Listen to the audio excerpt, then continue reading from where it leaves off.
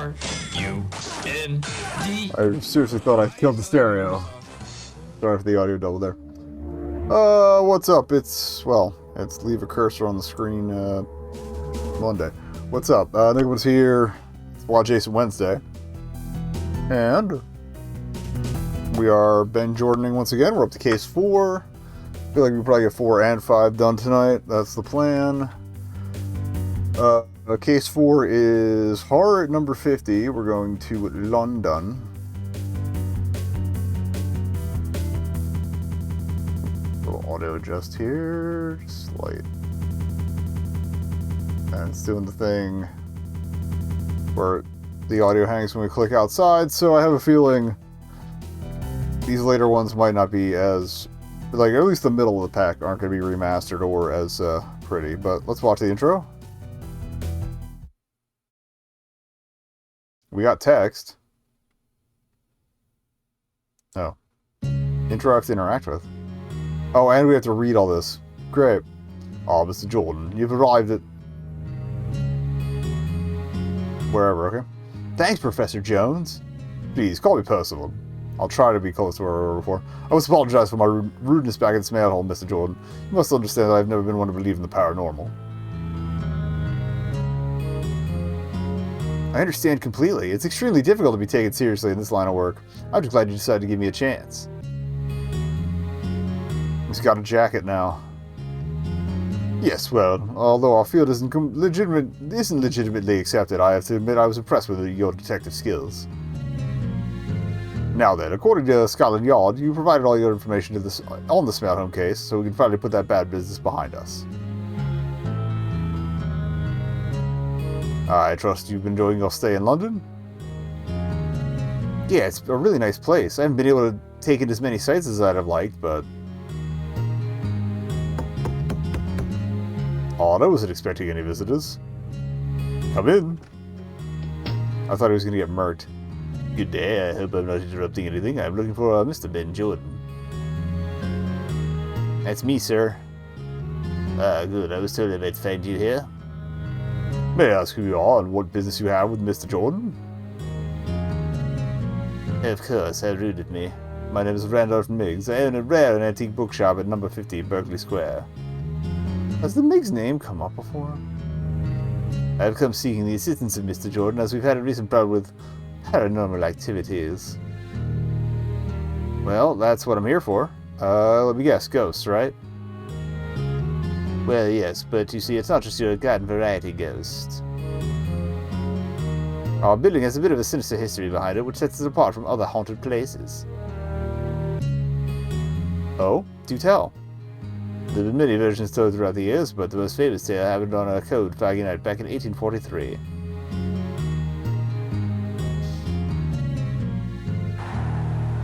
I've heard to open the folder with the manual and stuff, so... After the intro, I'll do that real quick. It's Ben Jordan, Paranormal Investigator, in... that thing I read at the top of things. Case 4, horror at number 50.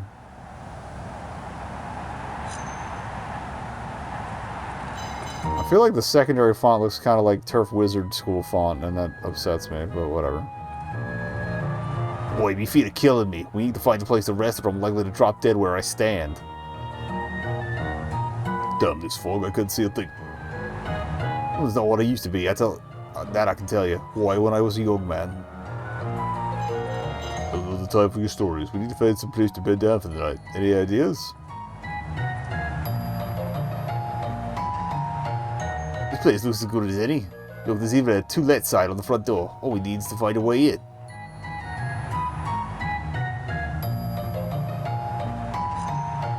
The window down here looks like it's been left open. Come over here and give me a hand with it.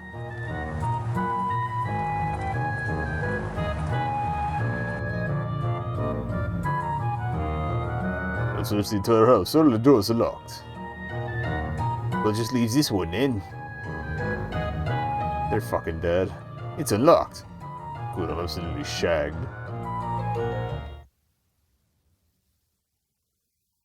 Yeah, this room with hardly any beds, but I've slept on worse surfaces than stone floors. It's the absolute murder on me back, but I suppose it's all, if it's all we got, it's better than the streets. Did you just hear something? I didn't hear anything. It's quiet as a grave in this place. Listen, it sounds like someone's coming up the stairs. But I thought this place was deserted. I thought so too, but it sounds like someone's outside the door. I don't know where these voices are going. Alright, spooky. What in God's name is that? Oh, yep. Oof. That just seems uncalled for. This morning, a police officer found the dead sailor impaled on the front gate. Oh, it was 1843, okay. Still uncalled for, but when entering the house, he found the other sailor huddled in the corner. He'd gone completely mad and died a few days later. What was it they saw? No one knows for certain. Everyone has always just referred to it as the horror.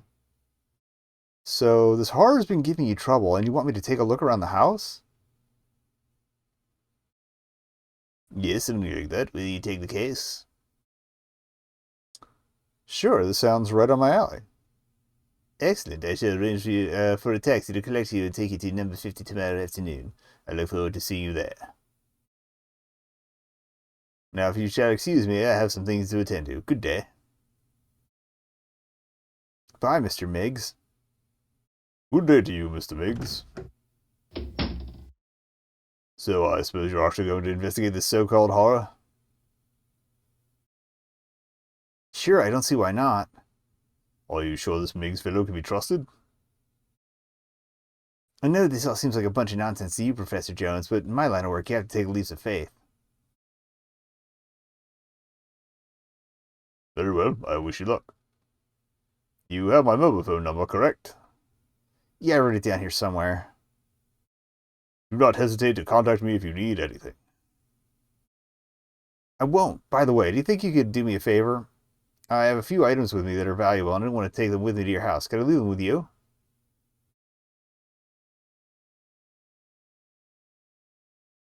Of course, Mr. Jordan. I should make sure all your value. I can't say valuables are kept safe. Well, then I guess I'd better go get some rest. I've got a big day ahead of me tomorrow. Good evening, Mr. Jordan, and do be careful.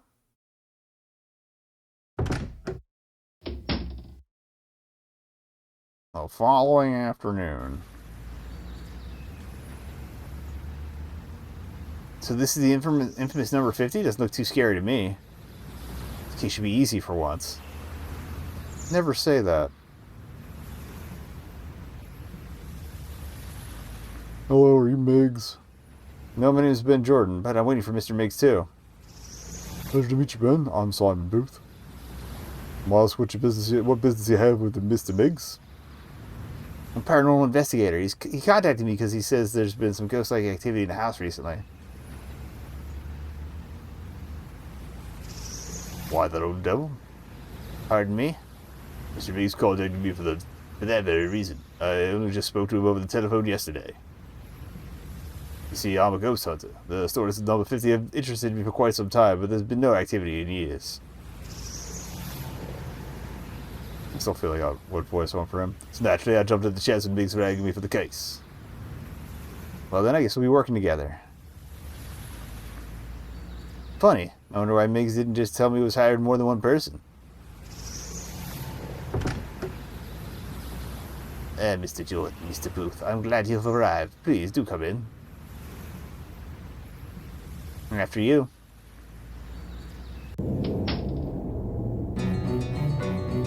Oh, is it going to be like a murderous thing? No, that doesn't thank you for showing up. I know I must apologize for not mentioning that I called on more than one person earlier.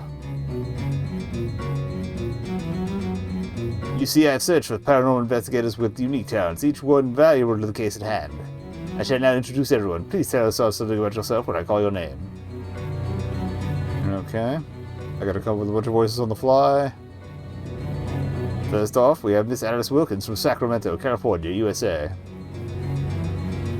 Hi, I'm a student at Harvard where I major in parapsychology. I contacted Mr. Miggs when I heard the story number 50 and he asked me if I'd be interested in investigating it, and here I am. Straight forward and to the point. Thank you, Miss Wilkins. Now we move on to Mr. Simon Booth from Birmingham, England. Well, a professional ghost hunter. I believe it used technological devices to detect ghosts, things like infrared goggles and the like.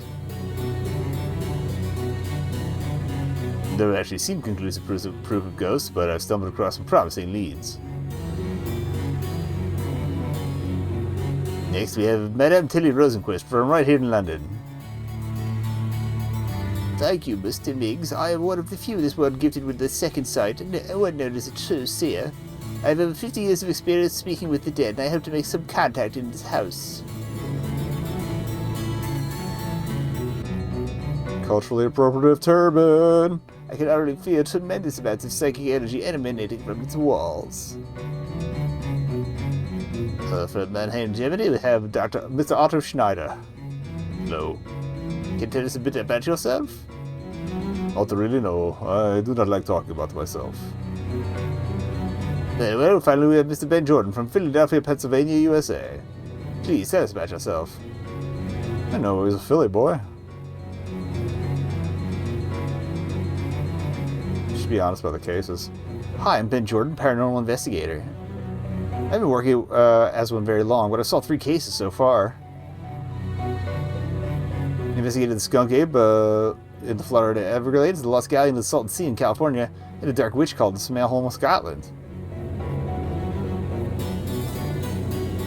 Now here I am, hoping to add to my case list. But then, now that you all know who everyone is, it's time I took my leave. I forgot half their names. Well, that's Tilly, that's Otto. You each find a room upstairs which has been prepared for your comfort. I've left instructions on how to contact me should the need arise in each of your rooms.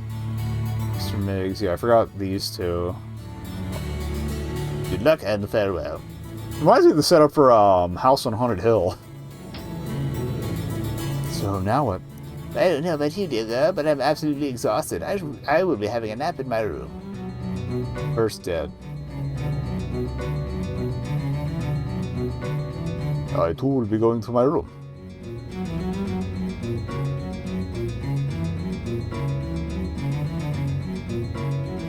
Those you silly are here, aren't they? I'm going to start exploring this place. Are either of you up for joining me?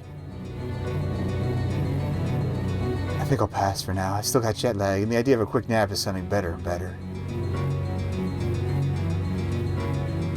Fair enough. What about you, Ben? You go on ahead, Simon. I'll catch up. Alright then, let's get this investigation started.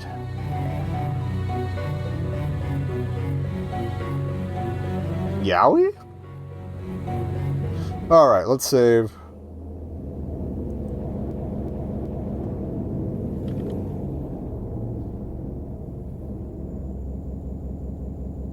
Mute the audio for a second while I want to open up the folder this is in to see if there's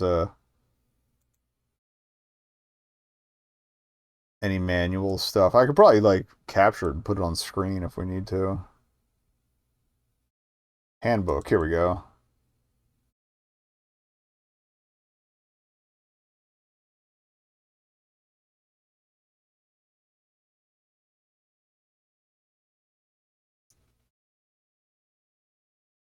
All right, let me double this one up just real quick. I gotta remember what the hell I'm doing here. There we go. Okay, we're gonna add. We'll probably just break this off, shrink it down. And, okay, that should work. Window capture. Blah, blah, blah, blah.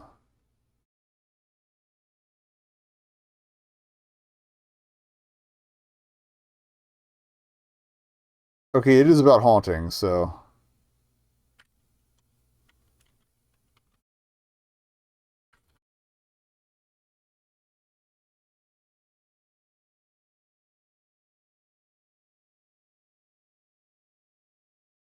Okay, let me crop that down a bit.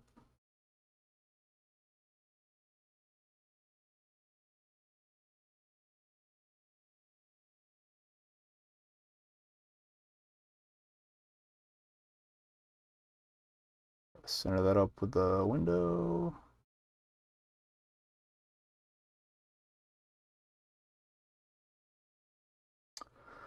Okay, cool. Yeah, I can turn that on or off.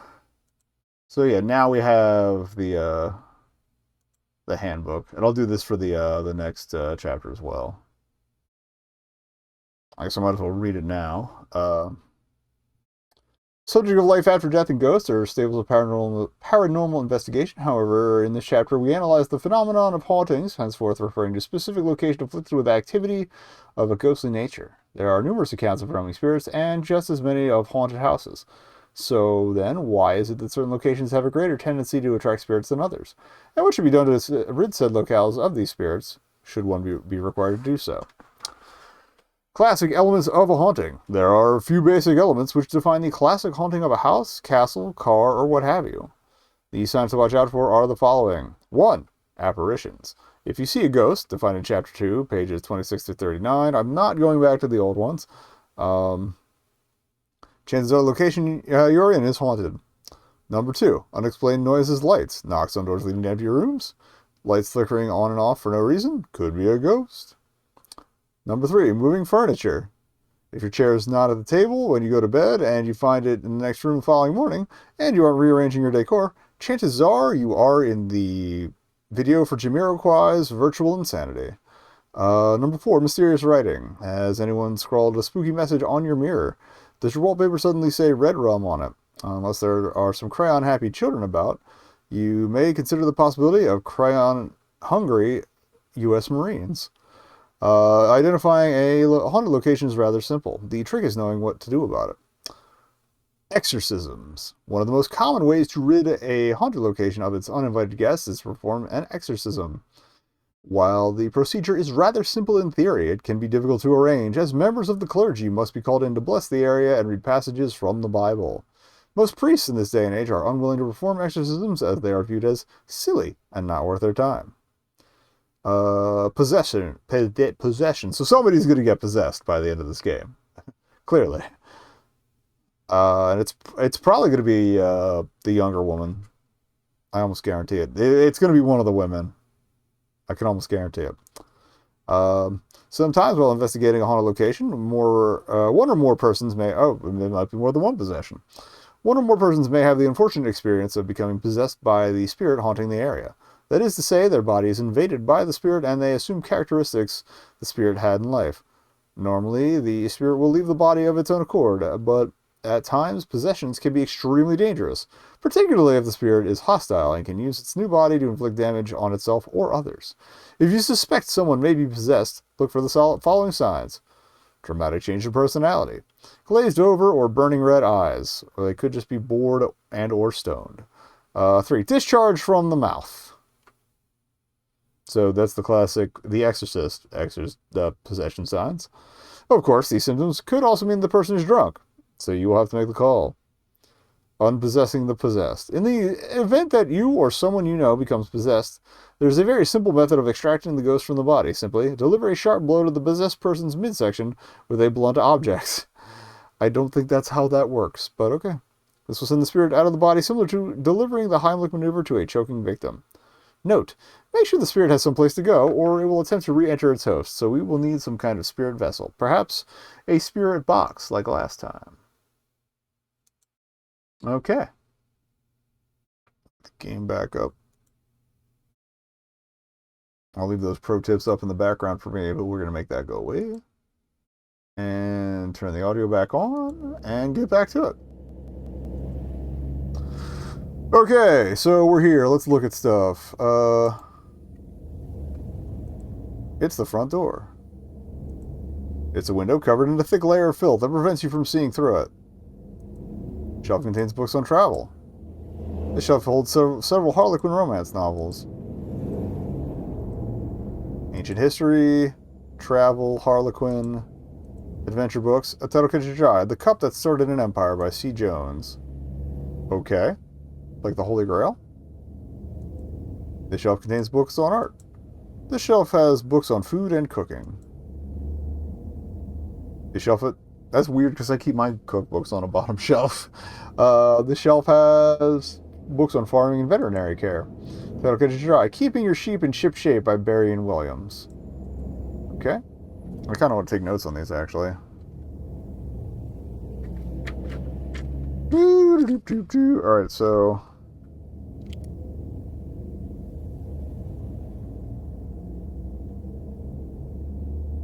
For the pen to wake up. I'm holding it to where I am. So, alright, left. It was one of these, right? Yeah, so... left. 4 down. Adventure. That title one more time. Cup. That started an empire.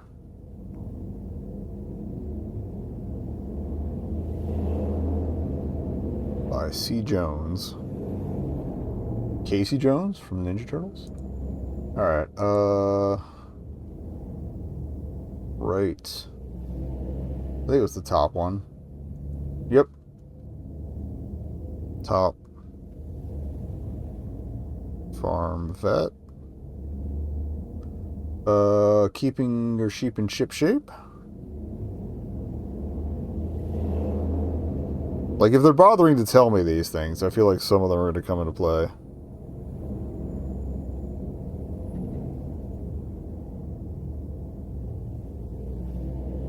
Barry and Williams.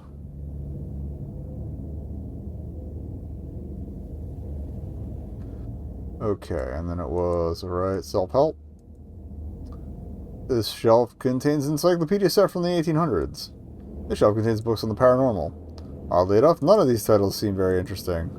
The shelf contains books on music, Pentatonic Perils by A. Slot. Alright, so that's,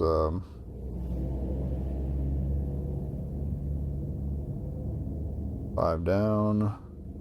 Music. Pentatonic Perils.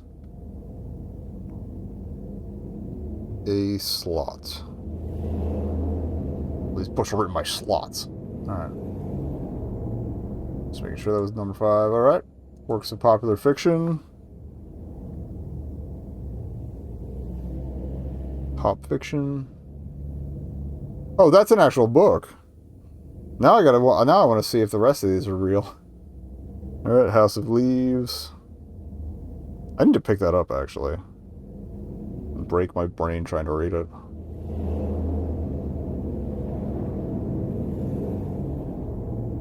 By the brother of the musician Poe, oddly enough. Which I only learned, like, last year. Okay. Rug. Large rug covers the floor. Window seems to be stuck shut. It won't open.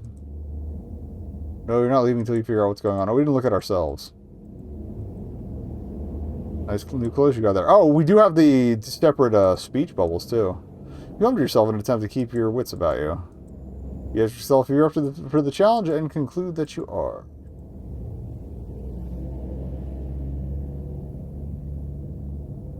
See no reason to look under the rug at the moment. Can I take House of Leaves? Ah, the book won't come off the shelf. Oh well. Pull the book off the shelf and flip through it. Oh, it's illustrated. That's disgusting. You quickly put the book back on the shelf. Interesting, now you got this damn tune stuck in your head. Okay, and then it was, 4 down. You have no interest in any of those books. Oh, 4 down, I can count. It's an exciting book, but you lose interest around the part about global int and strings. Okay. Oh, math, yeah, okay. I like that the ambient sound is just traffic.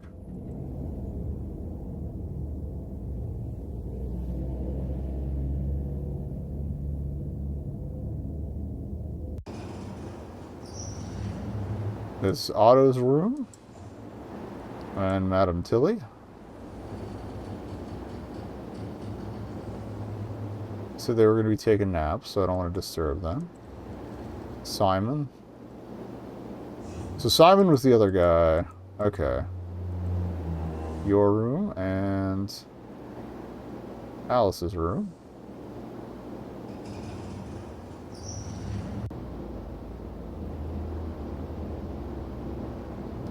What is with the paintings in here? This one's sure to give you nightmares. Small lamp sits on the nightstand and helps brighten the room. There isn't your own private bathroom. Small nightstand rests against the wall next to your bed. Your bed looks pretty comfortable.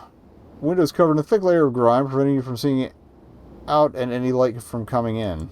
AKA, we didn't want to draw exteriors. So you're taking down the painting, but you'd rather not touch it. Huh. It's a nightstand drawer. You find a small piece of paper with some handwriting on it, which you take. Okay, I do like the spooky noise for the points. It's your brand new cellular phone. This gig doesn't pay so bad after all. Okay, so we have Miggs's number.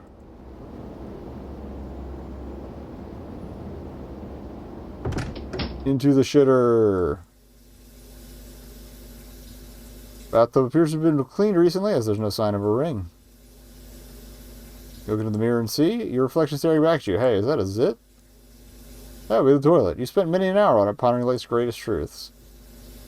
Old toilet paper hangs on the wall next to the toilet. Oh, 2 ply softness. I guess we're not using it. You don't have to go right now. Well, the idea of a warm bath sounds appealing. You've got a case to worry about.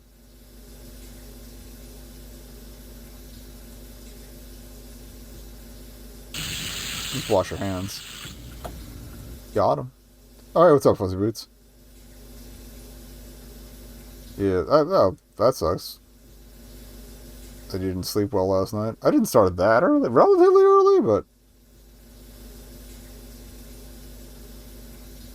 I did have to take a break to read the Paranormal Investigator's Handbook for this one. Because that usually has a clue for what you're supposed to do later. Yeah, this thing about turning off bathroom lights ever since that party in 6th grade where your friends played Bloody Mary, so you leave it alone. Oh, so we're not turning off the lights. Oh, West Coast, fair enough.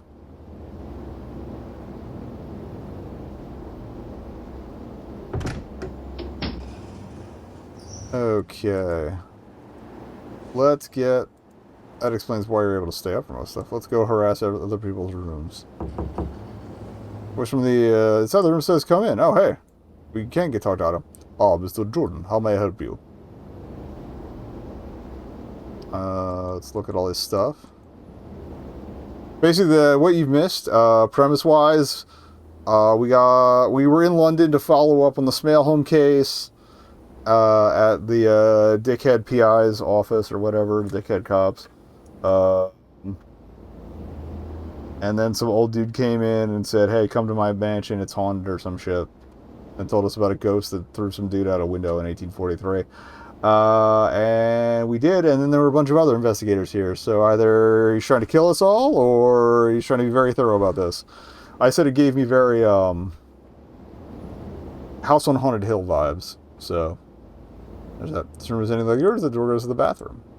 A suitcase full of jeans and t-shirts. It makes you feel better about wearing the same outfit 3 cases in a row. 3 books are piled on the desk. The titles are in German, so you can't understand them. It's a large desk. How come your room hasn't got one of those? Otto has brought his laptop along. By the look of it, he relies heavily on searching through the paranormal forums on the internet. Tiny lamp lights the room relatively well. Grimy window lets no light in, making it impossible to tell if it's night or day. Otto's bed is neatly made. You get the feeling he doesn't use it much. Otto Schneider has an air of mystery about him, but he seems approachable. You have your own bathroom. Don't be rude.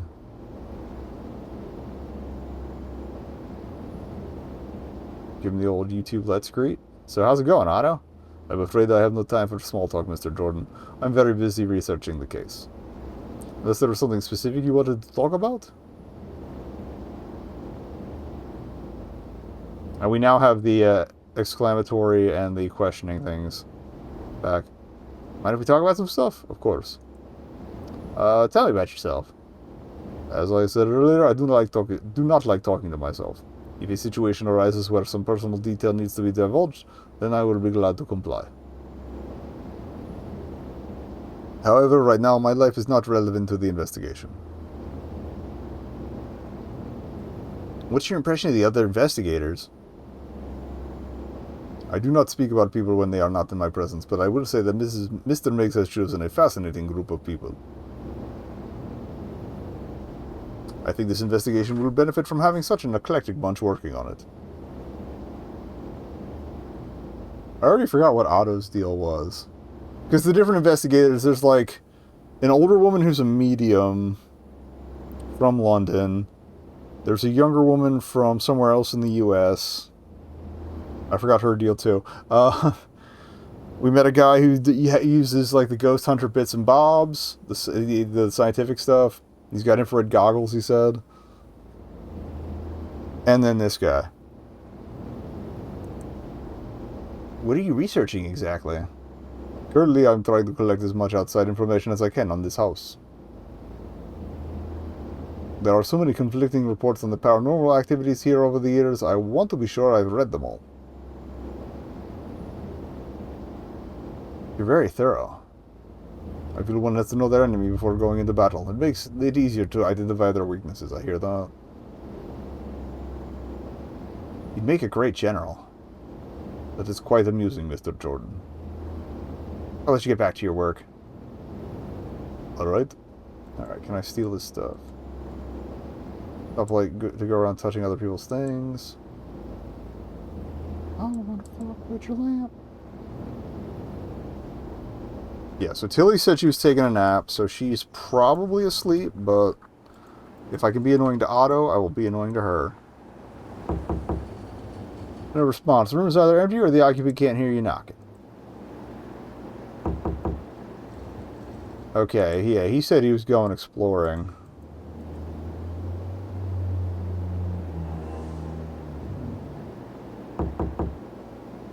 Okay, and she said she was going to nap too. Cool painting.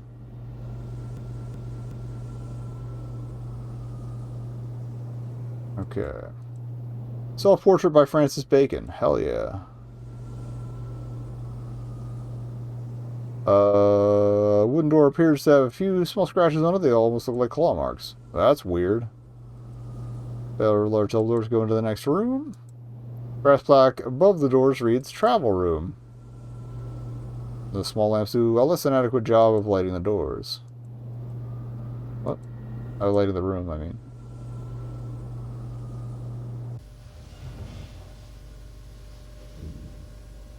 Well, we got creepy stairs, or I can go back and check out the travel room.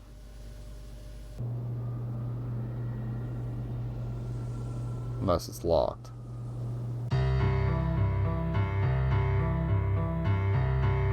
It's the third of May shootings by Goya. Who'd they hire as their interior decorator? The Marquis de Sade? He would have had good taste. Bookshelf full of light reading material, presumably for the purpose of being read in this room. One of a pair of couches provide a place to relax and enjoy the room, and perhaps a book. 3 ornate mirrors sit over the fireplace. Large circular fireplace takes up most of the back wall. It's another door. Probably leads to a storeroom or something. You're being paid to investigate a haunting, not curl up by the fire with a book and some milky tea. Ears are too high for you to reach, which is probably intentional. Some fireplace feels cool to the touch. Let's try door number 2 here.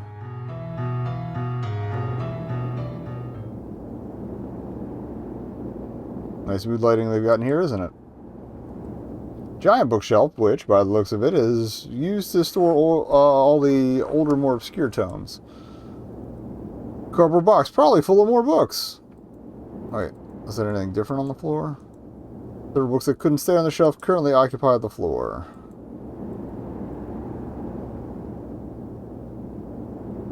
These are all from before the 18th century, and you have no interest in browsing through them. What's in the box? You look inside the box and find a bunch of old books. There's also a pair of old scissors in it, which you take. Spooky scissors. Look through the titles of the following books, but find nothing of particular interest. Let's investigate our spooky scissors. They're sharp, dull, rusty. Who knows? Okay. Let's go to the creepy scratch door.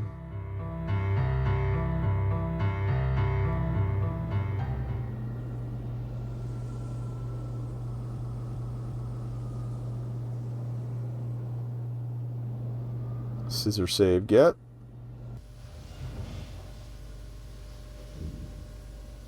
It's a good thing they've got these lamps in here, otherwise you might fall down the stairs and break your neck. That sounds like foreshadowing. The door waits your passage at the top of the stairs. Watch your bed. Does I ever look around? Yeah, this place is something else, huh? You can see that again. Odin makes really got us a good one this time. Plain wooden door goes to the infamous room where the horror has reportedly been sighted. More decorative lamps dimly light the room. A small bell is attached to the wall. A small rope extends into the wall. There must be a way to ring it from inside the other room. That's Simon Booth, Ghost Hunter. He seems like an okay guy.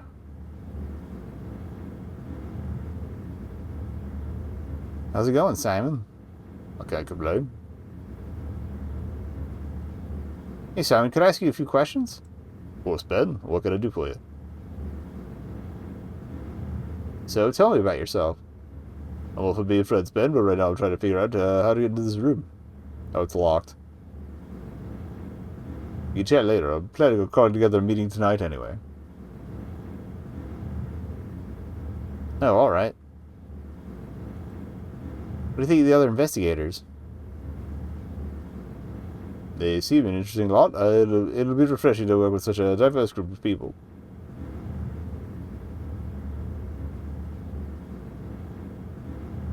What's your impression of Alice? That was the other woman. Okay. Seems like a nice girl. She's not too bad to look at either. I might doubts about her experience, but we'll have to wait and see how she performs if we encounter any paranormal activity here.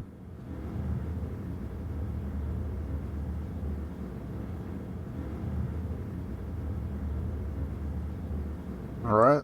What's your take on Madame Tilly? She's awfully dramatic, I can tell you that straight away. I'm not one to rush judgment on people, but I was never much into that psychic stuff.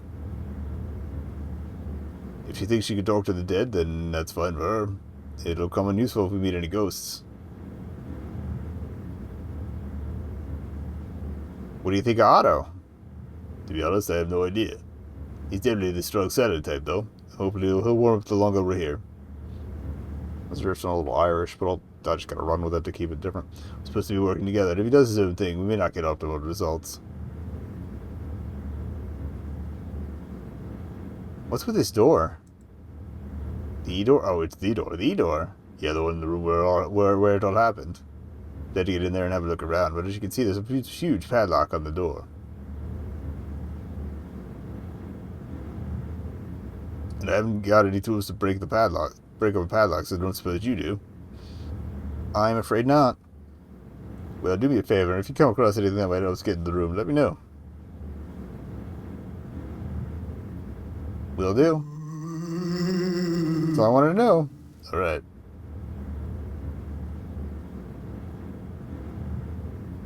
Bell feels cool to the touch. Large padlock is placed on the door to keep intruders out, or whatever's inside the room in. I'm going to use the scissors on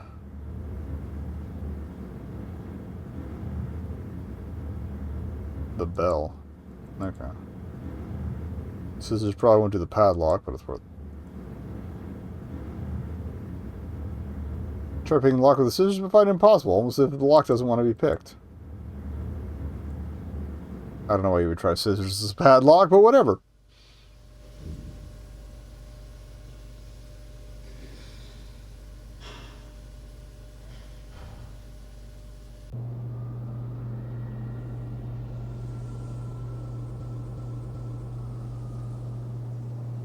Save those points we got.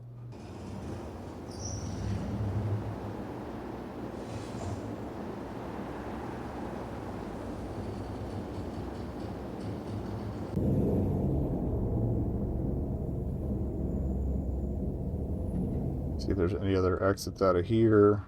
Because like there was the whole Salton Sea thing where we didn't get to the sea until I clicked a little further left. Doesn't look like it though. I guess we could ask Otto.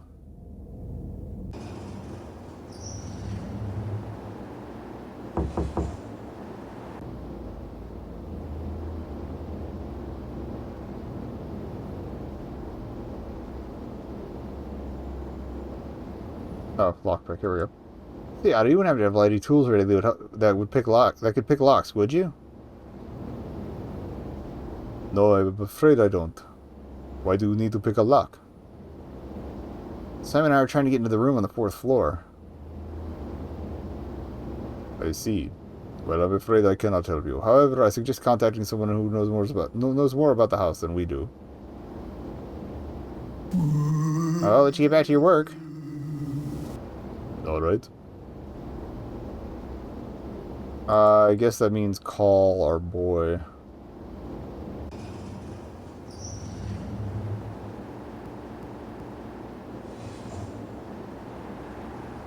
Uh...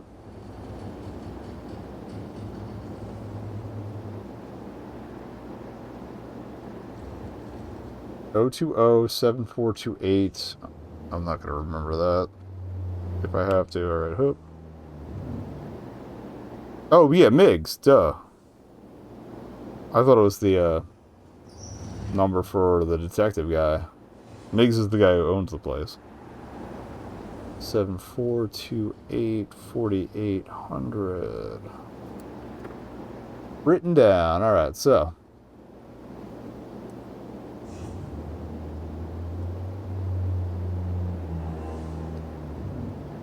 Zero, 2, 0. What? I hit 020.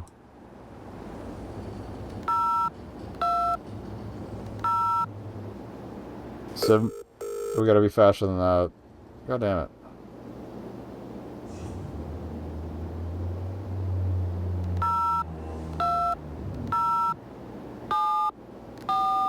Two, 8, 4, 8, 0, 0. It's really annoying that we gotta be that fast. Hello? Oh, Mr. Miggs, it's Ben Jordan. Ben, how lovely to hear from you. How's the investigation going? Well, actually, I wanted to ask you a few questions. Alright, ask away. Oh, so the Salton Sea is real? There is a lot of, like, real-world crossover, so... I wasn't familiar. I don't know about if this number 50 building is real. I know last I checked London was, though, so... Alright. We didn't get much of a chance earlier to talk about you. What can you tell me about yourself? I want to see if Smallhole is real. I've been in the antique book business for well over 50 years. It's a family business, you see. Oh, hence all the books. The Miggs family has passed down this shop for several generations. But aside from that, I really can't think of anything about myself that could possibly interest you.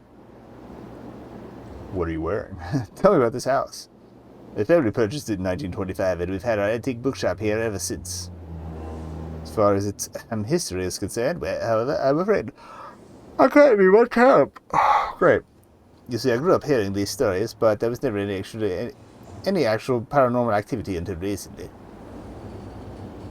You weren't quite clear on what exactly this paranormal activity was.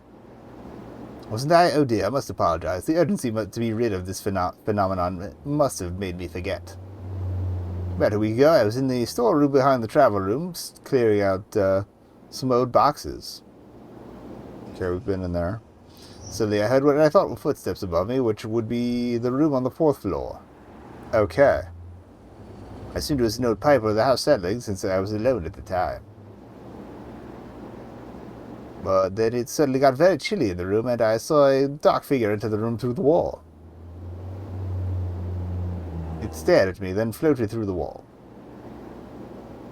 I don't need to tell you, I was out of the house so quickly I dropped my best scissors somewhere and didn't bother going back to search for them.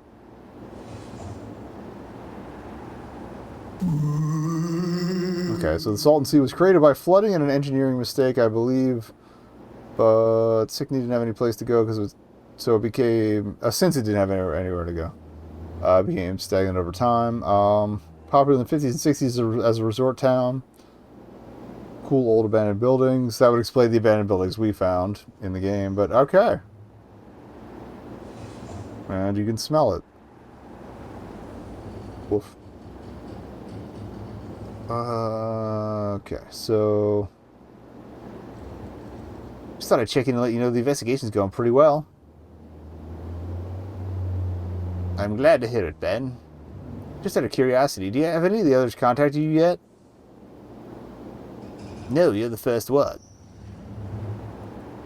I wanted to ask you about the locked door, about the door on the top floor. Yes, the one with the infamous room. Or into the infamous room. Sam and I were trying to get into it, but it's got a large padlock on it? Yeah, that's right. Indeed, the door has been locked for as long as I can remember. Great. I've called a locksmith several times, but no one has ever been able to pick the lock.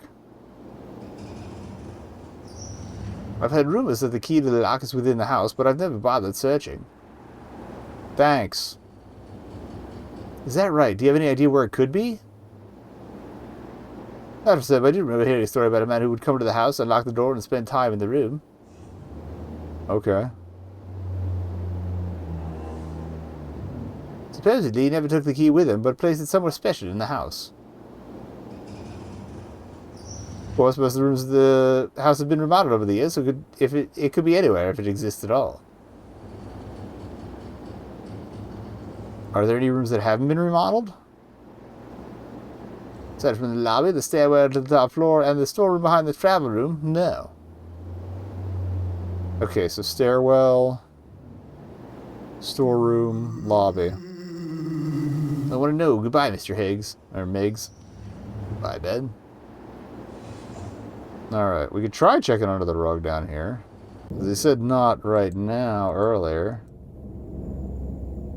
Okay. Oh.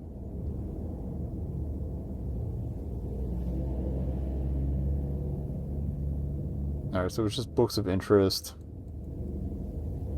Maybe one of the lamps in the,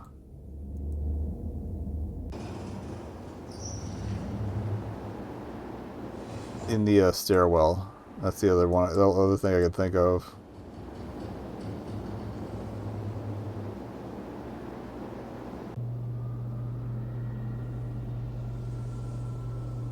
During the break, I gotta see if any of these other books are real. That were mentioned being on the, Alright. Search the couch. Bookshelves. Nope.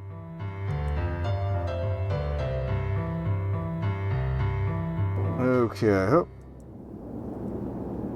No rifling. Nothing of particular interest. We already did the box. Okay, it's got to be the stairwell. So probably one of the lamps in there. I didn't try manipulating the lamp in the storeroom.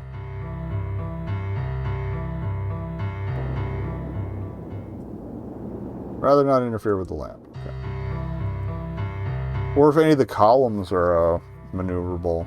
Because the bell didn't seem to do anything. Bring your hand with the hot ball. Way to go.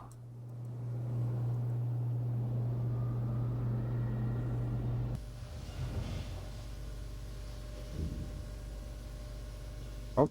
Touching out lamps equals burned hands. You know that.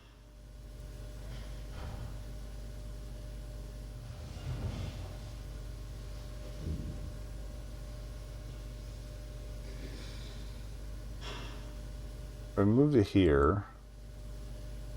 See if there's any interaction points along the way.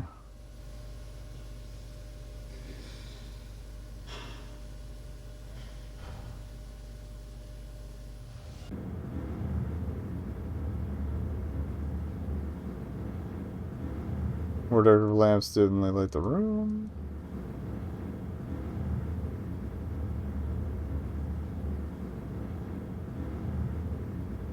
Alright, nothing going on there.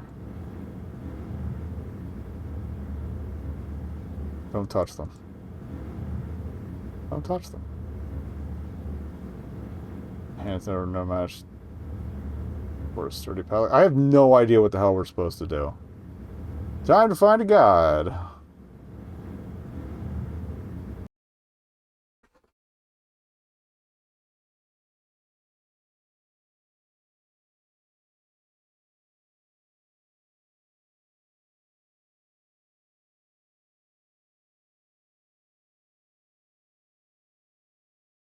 Let's just find what we haven't looked at yet. We're still on day one. Okay.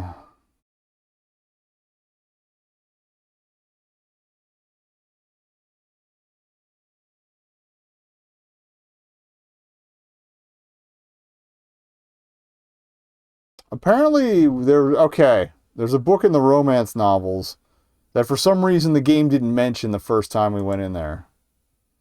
Which is kind of annoying, honestly. Because it just said Harlequin Romances, and I don't think it mentioned a title.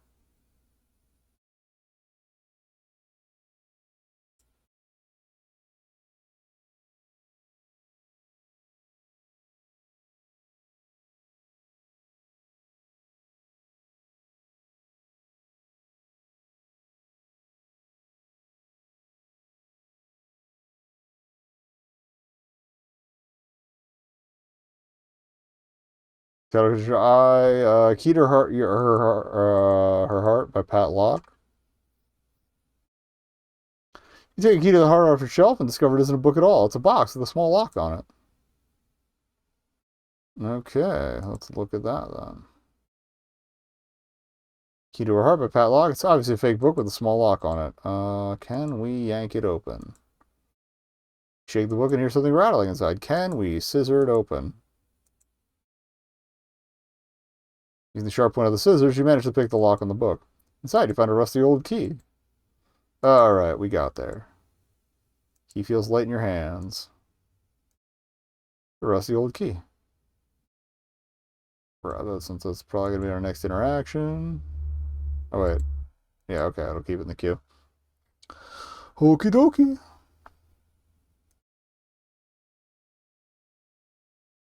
Like, I went through all the bookshelves earlier. It's documented. And it just said Harlequin Romances before. Unless I clicked through the reveal that there was a book with a title on there. Because some of the shelves have descriptions of what was there, but no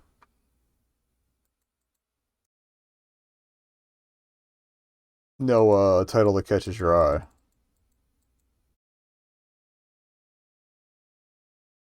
Simon, look, I found the key to the padlock.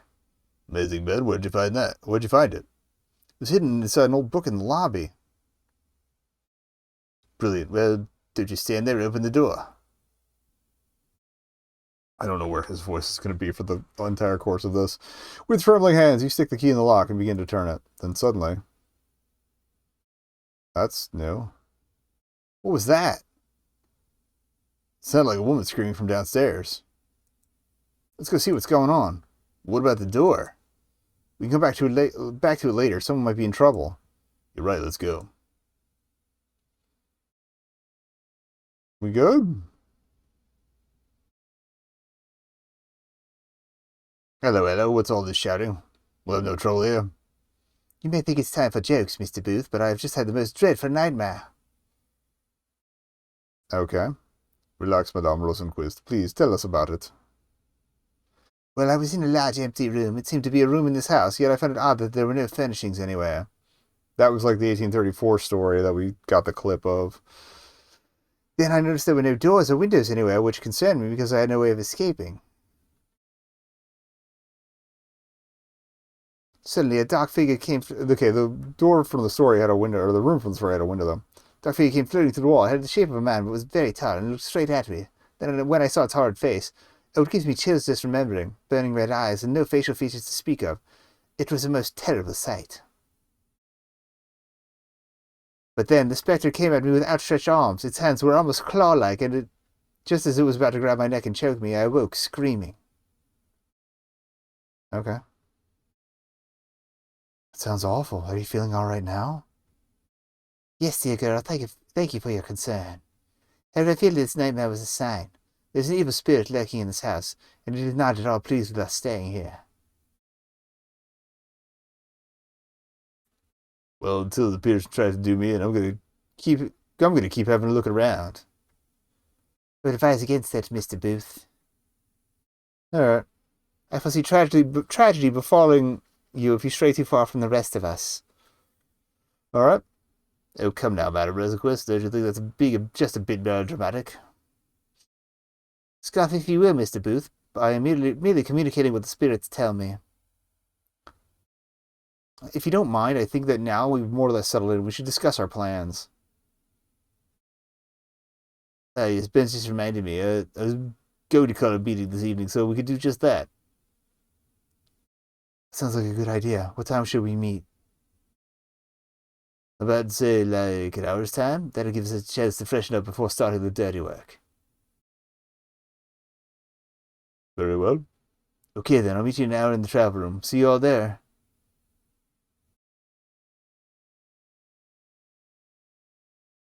Okay, we can't save with him walk away. It's just... We're right on top of an ad break. Okay, perfect. Also, I just realized I left the game audio off that whole time. I'm sorry. To keep it from doing that. It was just after looking for the guide for the key, though, so you heard what I was doing. I'm already know all the voices anyway, so it doesn't matter that much. Anyway, we got ad break, so we'll be right back. Alright, starting to caffeinate. Let's go.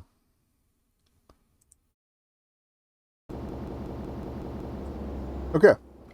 So, yeah, meeting in an hour, so give us a little more time to dick around, it looks like. Anything in the bathroom? Doesn't look like it.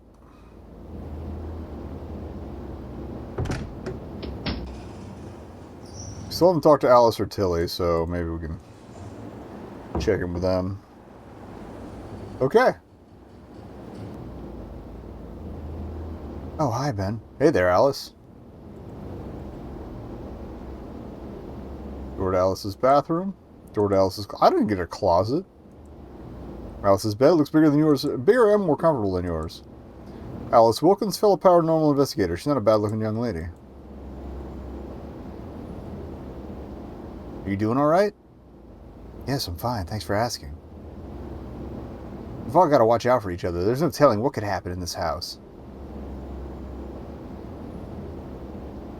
That's part of what makes this case so exciting. Alright, Alice, what's your deal? Sure, Ben, what's up? Tell me more about yourself. I don't really think there's much interesting information about me aside from what I already said.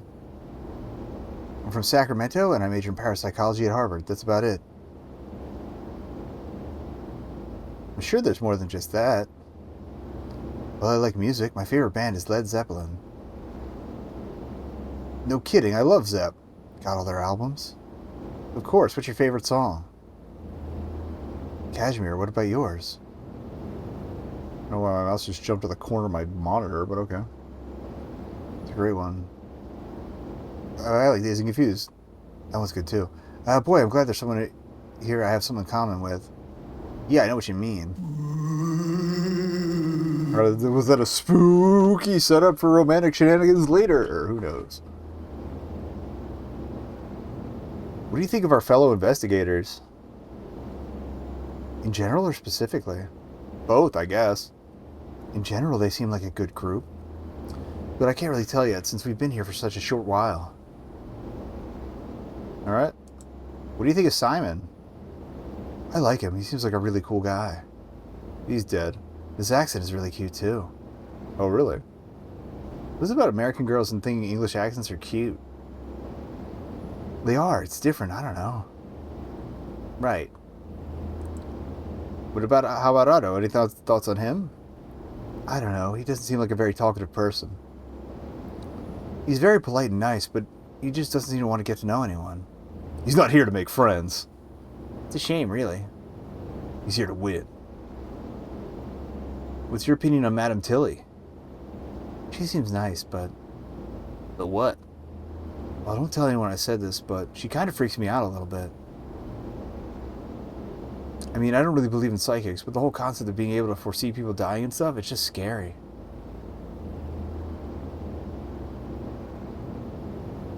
long as she doesn't ask to read my palm or anything, there shouldn't be any problems. Are you scared of what your future might hold? That's kind of a personal question, Ben. Oh, I'm sorry. It's alright. Can we please talk about something else, please? What do you make of the nightmare Madame Tilly says she had? That's technically not talking about something else. The parapsychologist's explanation would be that the paranormal energies in the house have manifested themselves in Madame Tilly's subconscious. She's going to get possessed. But I was taking a nap too, and I didn't have any nightmares. Normally, if a ghost decides to make itself present in dreams, it affects everyone in the immediate area. I don't know, I've seen Puppet Master. It's not quite how that worked out. But then there's lots of factors to consider, like the person's susceptibility to paranormal phenomena and things like that. How about the room she says she was in? Do you think there's a hidden room in this house? That's not foreshadowing at all either. I'm not sure. She said there was no furniture, no doors, or windows. The room on the top floor has a window and a door, so if she did see a room in this house, it must be someplace else. Interesting. That's all for now. I'm imagining him making that noise as he confirms the end of the conversation. Can I rifle through her closet? Okay. We haven't talked to Simon in room. We haven't talked to Tilly either. No response. Okay.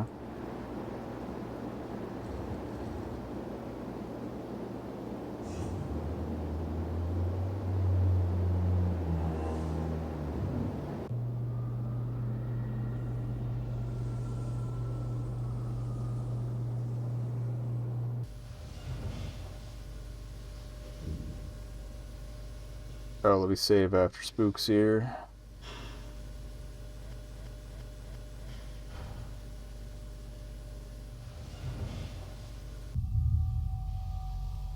I don't believe this.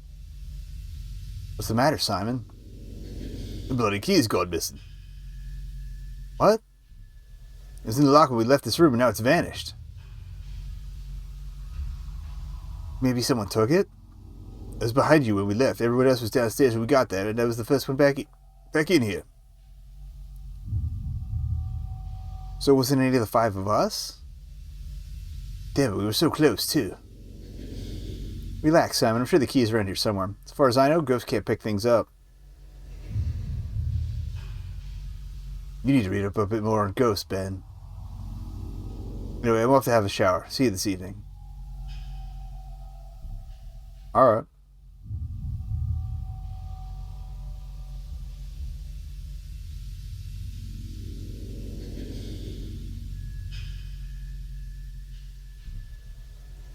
Nope. Bell's still cold.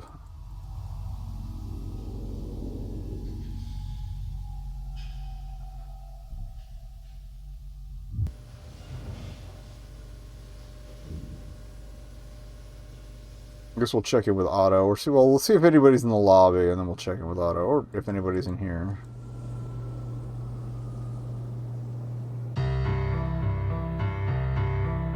I don't know if anybody went exploring besides me. Nope.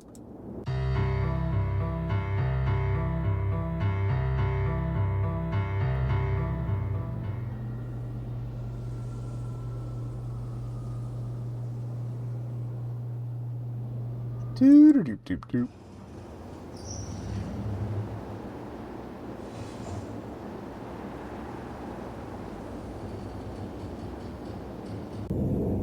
Nope, nobody here. So I guess our options are Otto, since Simon's in the shower. Oh. Oh, that was just a generic, hey, what's up?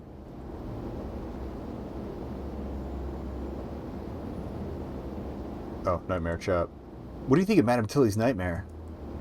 I'm not quite sure what to make of it. The figure she described was consistent with physical descriptions given in the recorded cases of the hauntings here. However, whether or not she experienced an actual vision or just had a bad dream, I cannot say. Do you really think she's psychic? Again, I cannot make a conclusion until I see more evidence.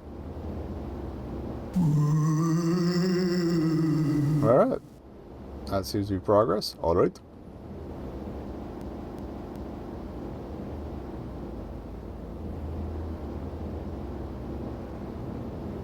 One day I'll get good at hitting the right icon when I want to. Try her one more time. Nope.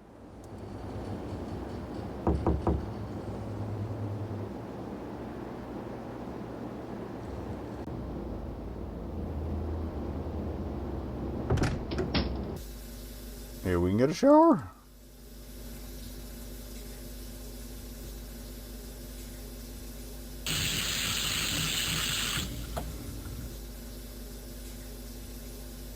The mirror's cool to touch, but now you've left a fingerprint on it.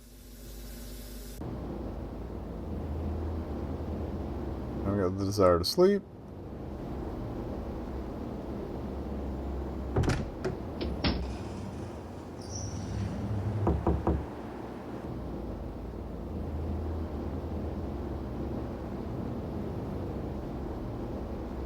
Okay, we did that before. Can I check out her bathroom? Oh, the locked door. You haven't by any chance been upstairs, have you? No, I haven't left my room except to go out in the hall. Why? There's a door on the top floor leading to a room where the horror was supposedly seen, but it's locked. Simon and I were trying to get in it and found a key, but as we were going to open it, Madame Tilly screamed. And now it seems the key's disappeared. Disappeared? Are you sure someone didn't just take it? Simon was the last one out and the first one into the room, and he says he didn't touch it. That's strange. Maybe whatever haunts this house is some kind of prankster. There's nothing better than a playful ghost. That's all for now. Just then you hear what it sounds like a muffled yell. That sounded mask. Yeah, it sounds like it came from Simon's room. It sounded a little like the Roblox. Oof. It's Tommy Tallarico. He's here. His mother's very proud of him. You should go help him out. Mr. Jordan, did you hear a yell too? Yeah, I think it was Simon. I was just about to check if he was okay. If you or he need any assistance, please let me know. Okay, thanks, Otto. He just fucks off. Thanks, Otto.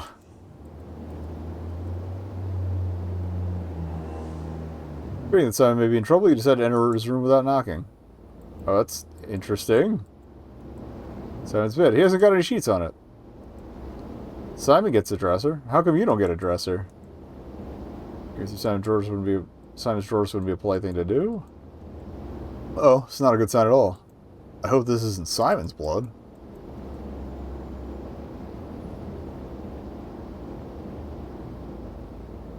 You prepare yourself for the worst and enter Simon's bathroom. Oh. He looks more standy than I expected. Bloody hell, Ben, you scared me after death. I'm sorry, I would have knocked, but I heard you yelling. I thought you might be in trouble. It's alright. I had to get a towel from my dresser so as not to be startled if anyone came to check out what was going on. Oh, hence the blood trail into the other room. So what happened? Strangest thing, I was in the middle of my shower when all of a sudden the water turned to blood. That's about the time I shouted. This is starting to get pretty damn creepy. You would say that again. Need help? Any help cleaning this stuff up? No thanks, I think I can manage. But do me a favor and round up the others so we can have that meeting. I'll be there as soon as I wash up. Okay. Oh, Mr. Jordan, is Mr. Booth all right? And what the hell was that? That was not the voice I was using for her earlier there. Yes, Madam Rosenquist, she's fine. Shower just spread some blood. Oh dear, this is not bode well for at all. I told him to watch out. He's lucky for him he did not perish. With all due respect, madam, I don't think any of us are in immediate danger right now. Ah, shows how much you know. Anyway, Simon asked me to tell everyone that tonight's meeting will be starting soon. Ah, yes, I shall go to the travel room now. See you soon, Mr. Jordan.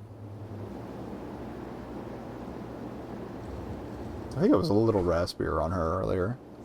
Whatever, we haven't saved in a minute, so.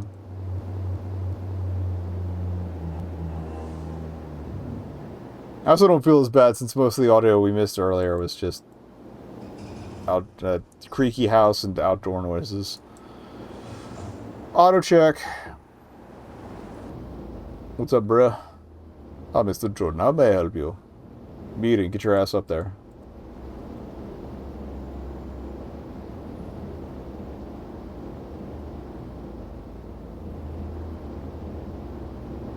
Have we talked?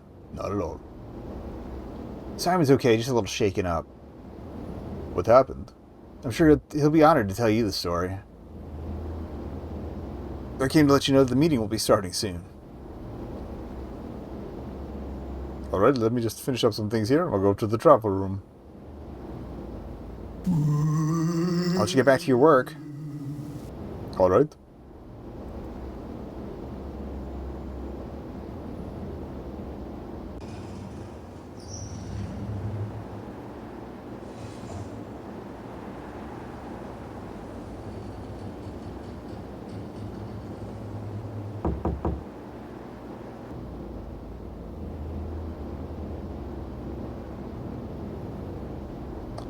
Welcome to Alice Chat.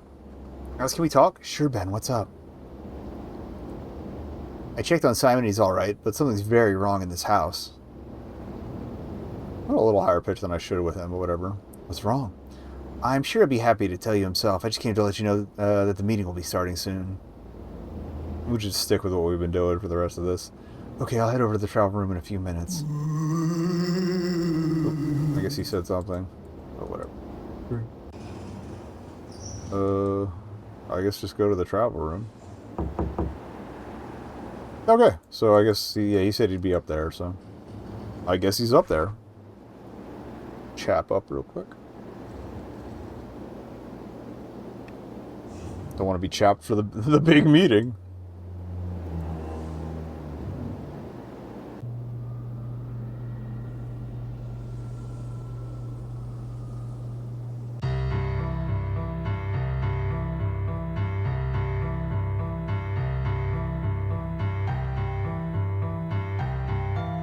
Excuse me, Madam Rosenquist?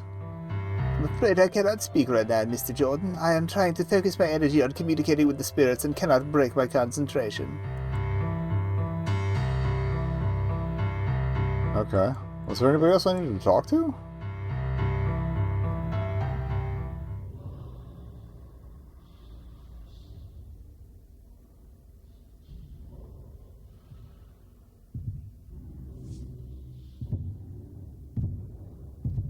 I guess we gotta check the other rooms. I legit don't know what we missed here, because the meeting should be starting, you would think. I guess I'll check the rug again. I don't know. Is that or the bookcases?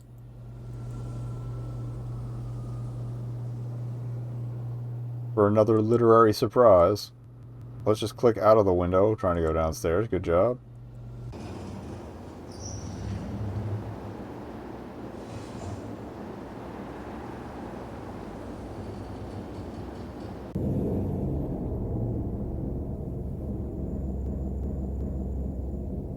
Or I get myself ghost murked or whatever.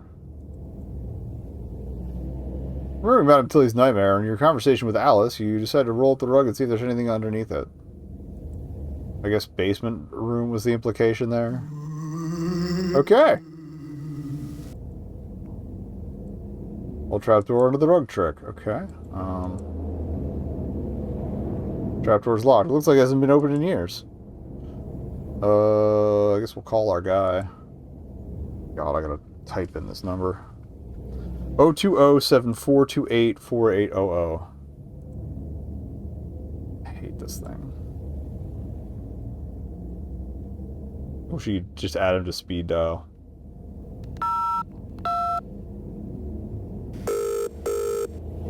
I missed the 0 by like 2 pixels and fuck off.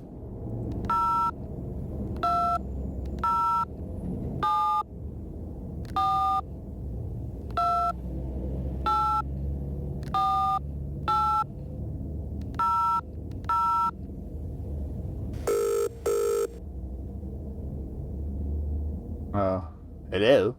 Oh, Mr. Miggs, it's Ben Jordan. Ben, how lovely to hear from you. How's the investigation going? Well, actually, I want to ask you a few questions. Alright, ask away. Mr. Miggs, were you aware there's a trapdoor under the rug in the lobby? My word, I had no idea. For years I wondered about the house's basement and how to get down there, but I never thought to look under the rug. Dumbass. Well, the trapdoor's locked anyway, so I don't know how I'm going to get down there. I'm sure you'll find a way. That's all I wanted to know. Goodbye, Mr. Miggs. Goodbye, Ben. Alright, thank you for signing up for basement chat, I guess. Save, thank you. Now will the meeting start? We had to wait for the door's permission, apparently.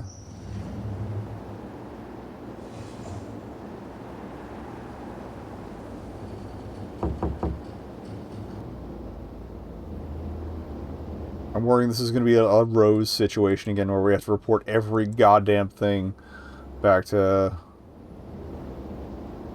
whatever woman. Okay. We're good.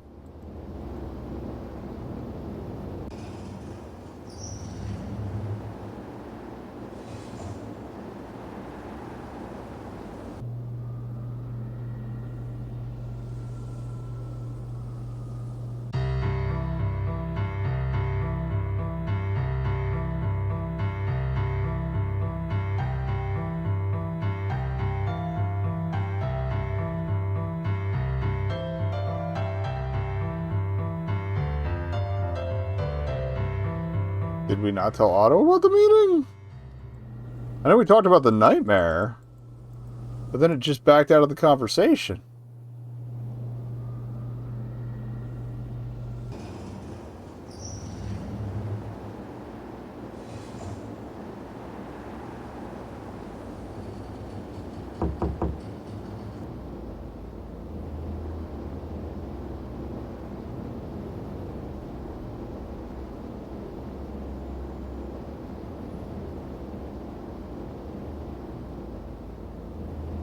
Nothing's okay. Fucking A.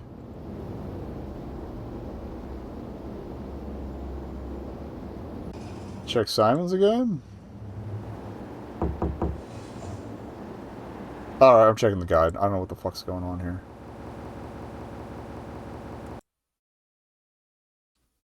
Okay.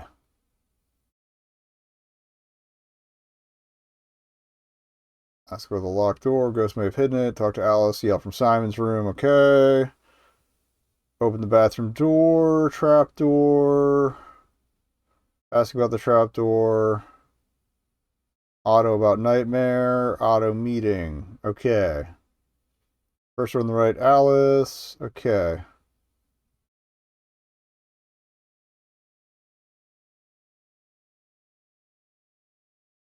It should start the meeting when I go up to the travel room. I don't know what the fuck is going on here. Oh, audio back on, sorry.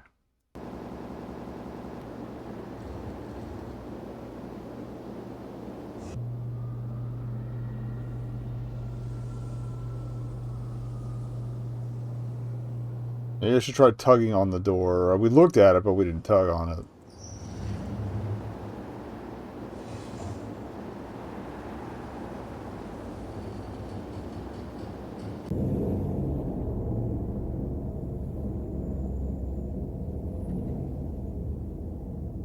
Okay. Maybe we did tug on it. I don't fucking know. Pain in my ass. I gotta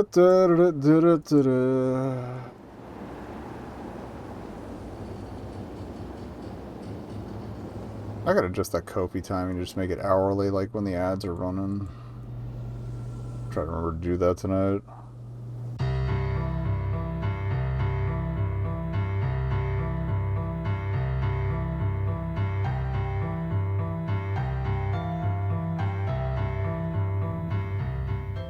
Game legitimately, what the fuck do you want from me?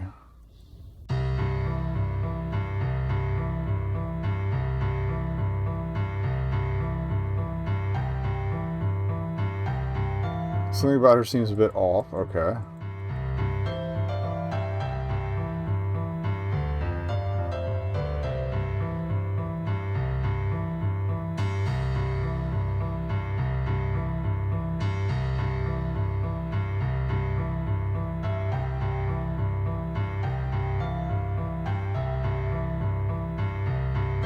I'll check upstairs again. I legit do not know what the fuck this game wants from me now.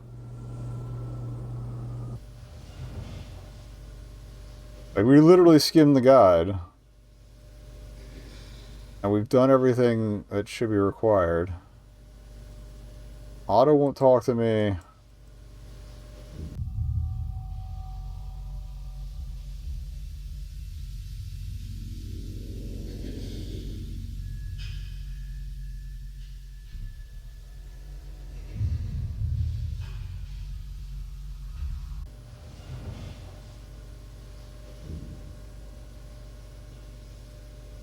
Like, hopefully it's not a sequence break problem.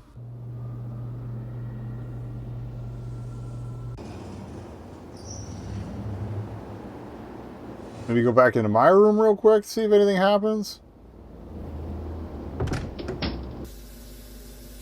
Can't take a bath. Can't shit. Can't wash hands. Can't go to bed.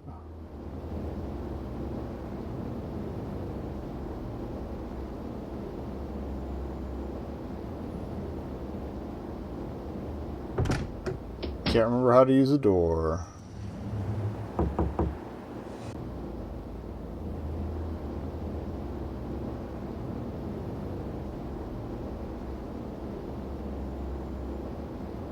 Okay, she's talked to.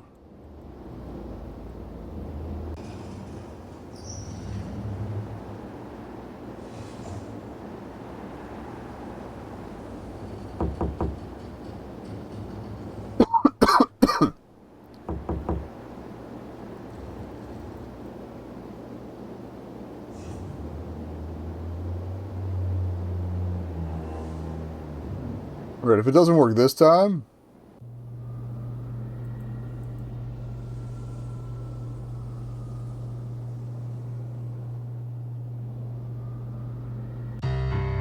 I'm looking up a different guide because I don't know what the fuck is happening.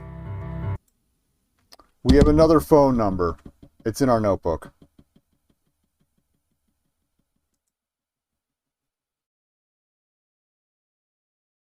It's heaven forbid I not call Percy in on this case, too. Fine. Fine. Alright, Percy.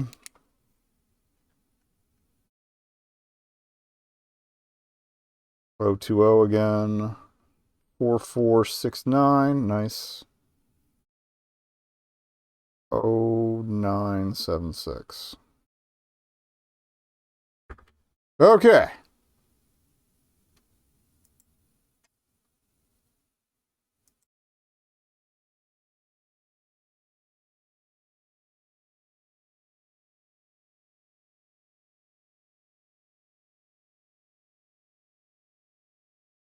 All right.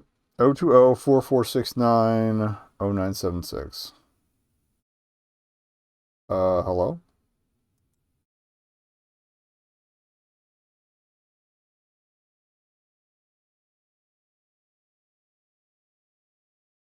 God damn it. It's too slow. I fucking hate this phone.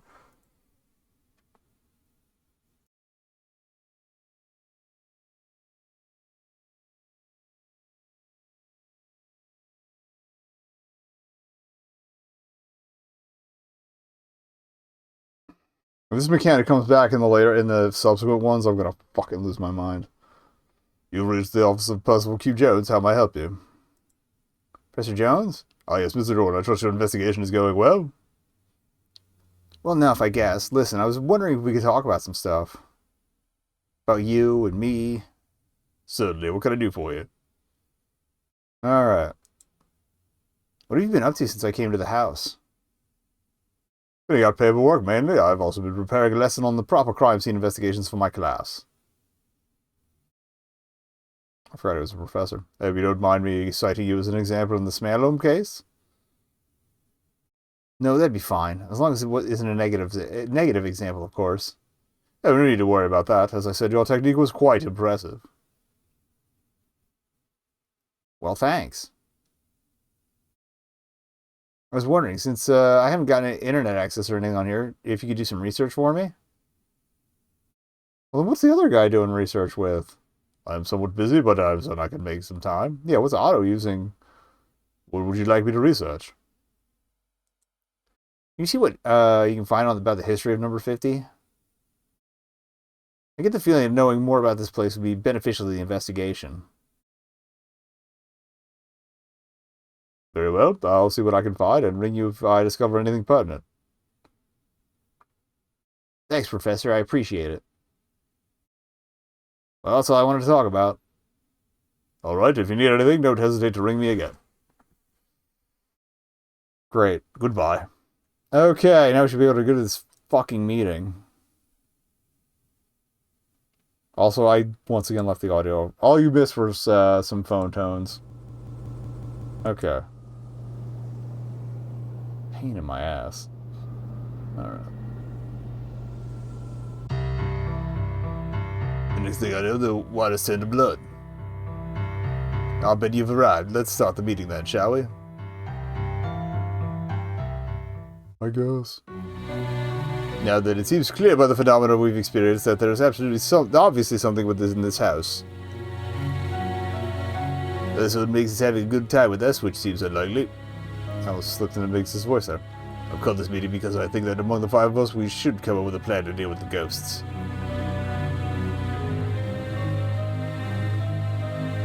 I think one of our greatest priorities should be getting to the locked room on the top floor.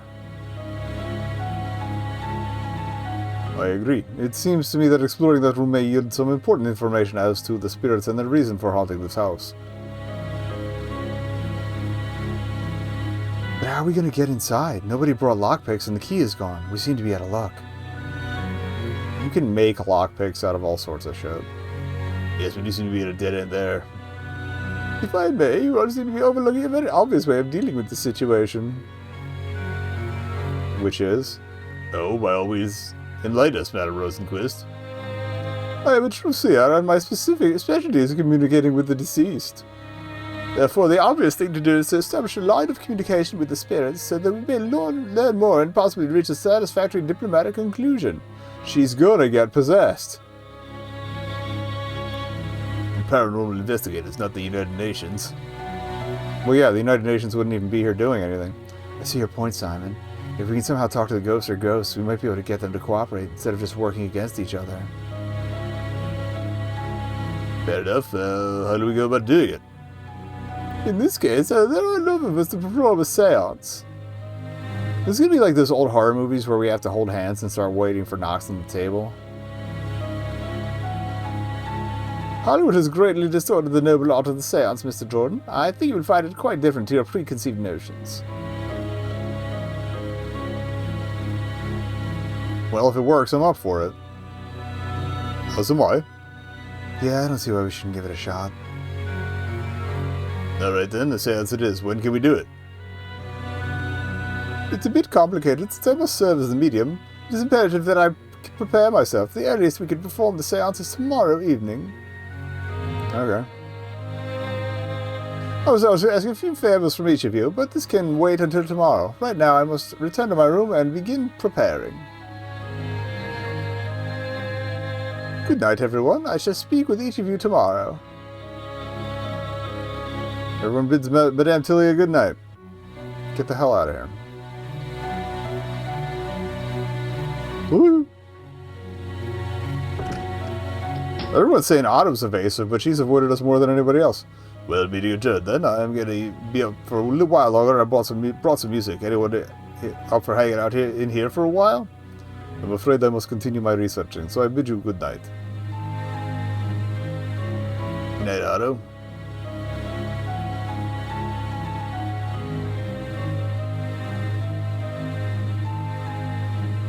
We didn't draw a gap in the room on the other side of the couch, so I had to take the long one. I'll stick around. I'm not tired yet either. Great. How about you, Ben? We'll hang out. Sure, that'd be great. Cool, I'll go get my stereo. Spooky stereo. Sit your ass down, Ben. Thank you. So the chief says death by Mau Mau. Haha. Good lord, that was terrible, Simon. Oh yeah, I'd like to see you do better, Mr. Witty Comedian. Just watch me. You're the one about the guy whose friend has a magic lamp? No. I don't think so. And that's how about the time I decided to become a paranormal investigator. At least you're majoring in something useful to the field. I wish I'd come up with the idea before graduating in international relations. Maybe we are the UN of ghosts. I suppose it helps, though, with you globetrotting around on cases. I haven't done much globetrotting yet. I mean, I've just worked in the US and Britain. I really want to go somewhere really far away, like Japan or something. Foreshadowing! That's literally the next case. Me too. England's the only place outside the United States I've ever been to. I'd like to get out and see more. Oh. Well, friends, it's gotten incredibly late and I'm knackered, so I'm going to go get some sleep. Sleep? It's 3 a.m. already? Wow. Alright, guys, have a good night. We've got an interesting day ahead of us tomorrow. All the guides are broken into 3 days, too, so we'll know how far along we are by that. You head to your room and go to bed. You wake up the next morning after a comfortable and dreamless sleep. Okay. There's a knock at your door. Come and knock at our door. We'll be waiting for you. Good morning, Mr. Jordan. Did you sleep well? Yeah, actually I did. How about you? I hope you didn't have any more nightmares. Thankfully, I did not. In fact, I slept rather well, considering the circumstances. At any rate, I've come to speak with you about tonight's seance. Okay, I'm listening. As we are trying to establish contact with a potentially hostile spiritual entity, I require 3 things from each participant. Collateral? Let me guess, a bell, a book, and a candle? Please, Mr. Jordan, as a paranormal investigator, I'd expect you to be more open-minded. Sorry, that was a bad joke. Anyway, what is it you need? First, a personal item of yours, something that carries your aura, and that can be focused and joined with the others and create a harmonic balance for summoning the spirit. Take my phone, so I don't have to use it anymore. Okay. So it can't be something I just picked up? I'm afraid not. It has to be something with some sort of deep personal meaning to you. Or maybe call Percy to drop it off. By the way, you won't need to part with it. I just need you to show me that you have something suitable. At the seance, you'll need to have it with you. Alright, I'll have to think about that one. So I didn't really bring much with me to the house. The second item is a bit more unpleasant. Blood. It's blood. How unpleasant are we talking about here? I'll need some of your blood. Spirits are attracted to human blood, you see. It's something that dates back to Homer's epic poems about venturing to Hades. Okay. Was that all? That's not a big deal. I'm not squeamish around blood. I need 4 pints of it. Good. Miss Wilkins nearly fainted when I told her. You'll just need to find a container to store that blood in. Get in the jar. Alright. The final item is related to the elements. I have observed each of you and found that you all have a different elemental psyche, which is an excellent indication for our working together. Okay. Which theory of the elements? I need each person to bring a sample of that particular element, and yours is fire, Mr. Jordan. Alright, arson, let's go. That's it? Yes, I will be in the travel room if you have any questions about your items. I shall see you later.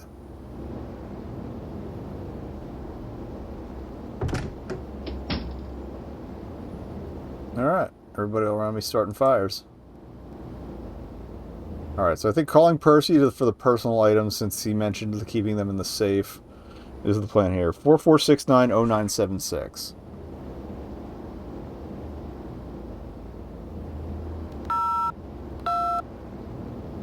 What the fuck? I hate this thing.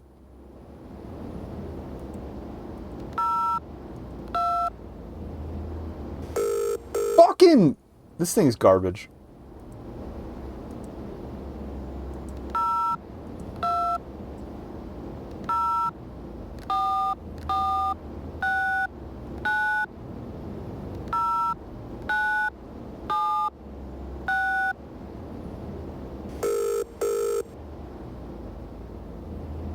You've reached the office of Percival Q. Jones. How may I help you? Professor Jones, it's Ben Jordan. Ah, yes, Mr. Jordan. I trust your investigation is going well. It's going to be the same every time, isn't it? Well enough, I guess. Listen, I was wondering if we could talk about some stuff. Certainly. What can I do for you? Personal items. Professor, I need you to do me a favor. Yes? Well, you know how I left some of my belongings in your care? Indeed, I put them in a safe storage place for you until you return. Actually, I was wondering if you'd be able to bring me something. See, I don't want to leave the house until the case is solved, then. I understand. A good detective does not leave the area unless absolutely necessary. If you say so.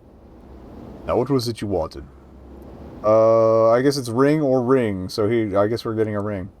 Well, let's ring in the suitcase. Do you think you could bring it over here for me? Wait one moment. I'll see if I can find it. Ah, yes. It's a gold ring with a red stone.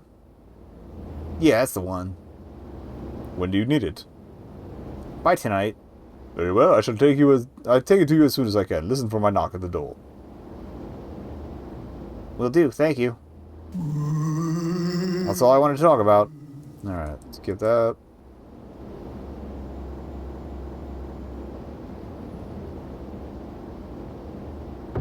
Now, can we take a bath? Nope.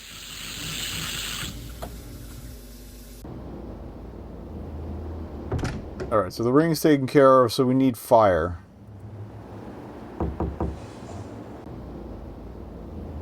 Hi, Ben. Hey there, Alice. Alright.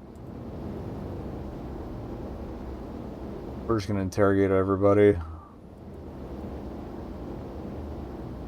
So, did you get the old seance sock from Madame Rosenquist? Oh, don't remind me about that. She scared me half to death with all that.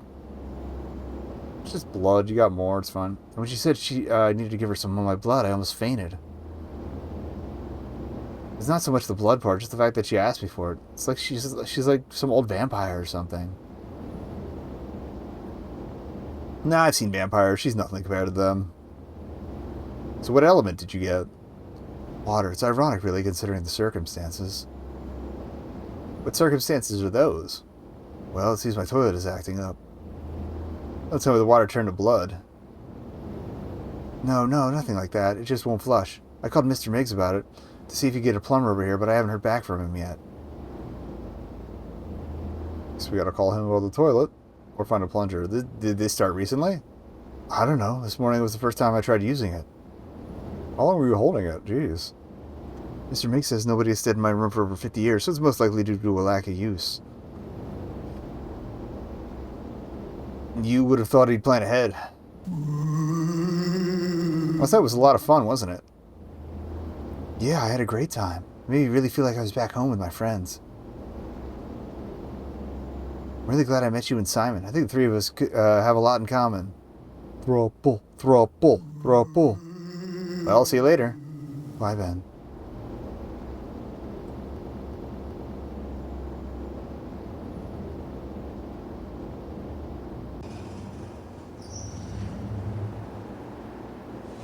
Or somehow she gets fridged and me and Simon hook up. That's the plan. All right. Hey, Ben, what's up?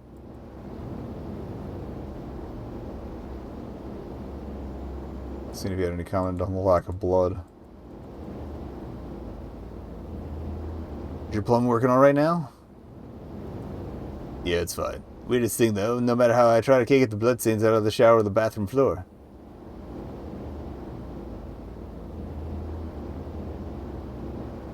I wasn't asking the window. Can we talk, Simon? Of course, Ben. Think Madame Rosenquist came to talk to you about the seance tonight? That she didn't. She gave me the 3 requirement speech as well. First 2 had a problem, but I have no idea what I'm going to do for my element. Which one did she say you were? Yeah, you probably wouldn't have enough portable air conditioner on you, would you? Just get a jar and put a lid on it. Afraid not. But who got water? All they have to do is go to the sink and fill a cup. Well, it wasn't me. I got fire. Still, but anything is more doable than air. I'm sure you'll be fine. Really enjoyed myself last night. I'm glad we hung out. Me too. Sometimes you don't realize how much you need a bit of relaxation to take your mind off the case. You and Alice are cool people. I'd like to keep in touch with you after this case is over. Recurring character alert. That'd be great. Who knows? Maybe we can work together in the future. Take it easy, Simon. See you. Okay. Otto's next. Also, we need to find a container for our blood.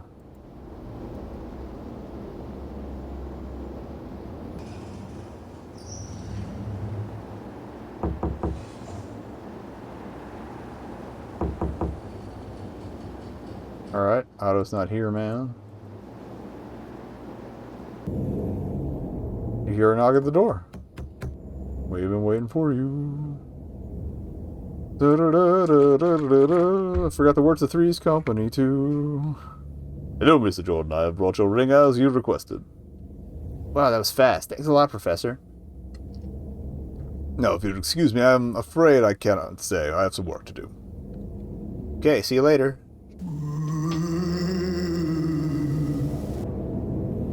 What's up with this ring? Grandfather's ring that he gave you shortly before he died. Okay, I think that did come up in the first game. Oh, we didn't touch it. Want to touch it. Touch the ring. Okay. We did just have to show that we had it, right? Some way into the horror room.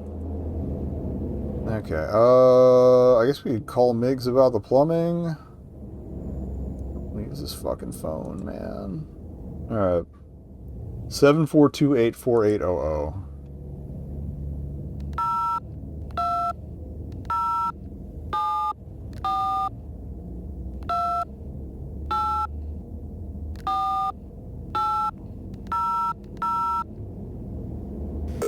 It's like, please let me get that right. Okay.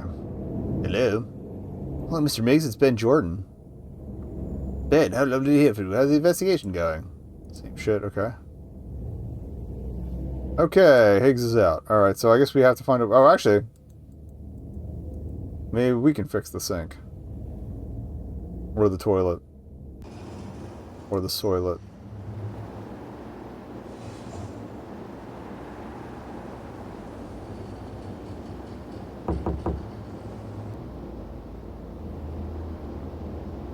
You said your toilet was acting up. Would you mind if I took a look at it? Guess not.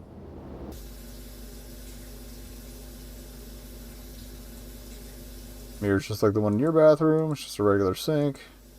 Alice's tub looks like it was getting used recently. You find yourself getting a mental image of her in the tub, but quickly think something else. Bro, you just met. Not cool. Source control according to her. Okay. Leave the light on. It wouldn't be very productive looking around in the dark. Tub feels cool. Don't go around touching other people's mirrors. If you want to wash your hands, use your own sink. More 2-ply softness. Toilet top. Okay. What's going on here? Tank is full of water. The mechanism attached to the flush handle allows the water to drain out of the toilet. You pull on the mechanism, but the stopper is jammed.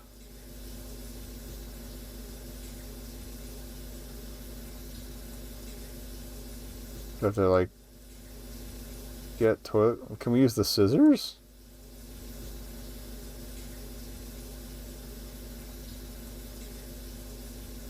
No. Okay.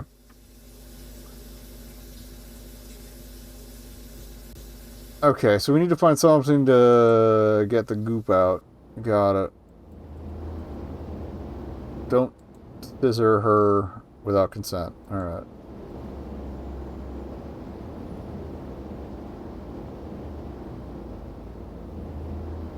Okay, we can't find anything in the closet. Maybe there's something in the storage room? Learn how to walk.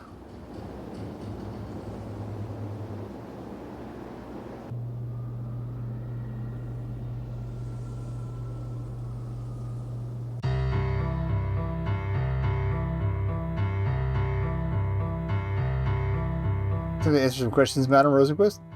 Yes, I do. What would you like to know? So, tell me about yourself. As I said when we introduced ourselves, I'm a true seer, blessed with the gift of the sight. Okay, but what do you do for fun? I mean, have you got hobbies or anything?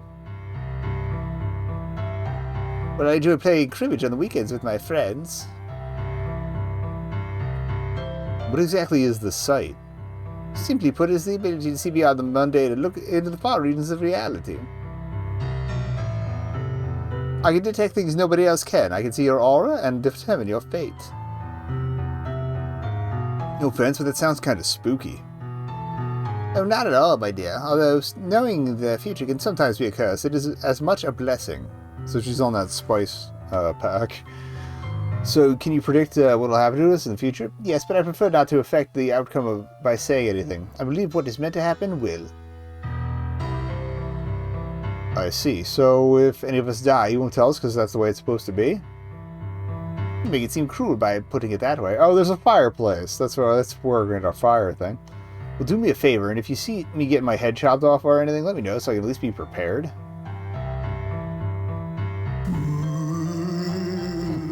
What was you said you needed me to get for the seance? An item with deep personal meaning to you, some of your blood, and something related to the element of fire. Right, I'll just get on that. Okay. Oh.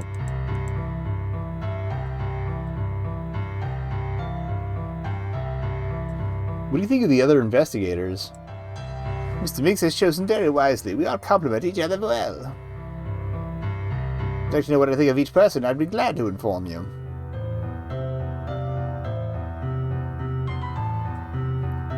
What about science?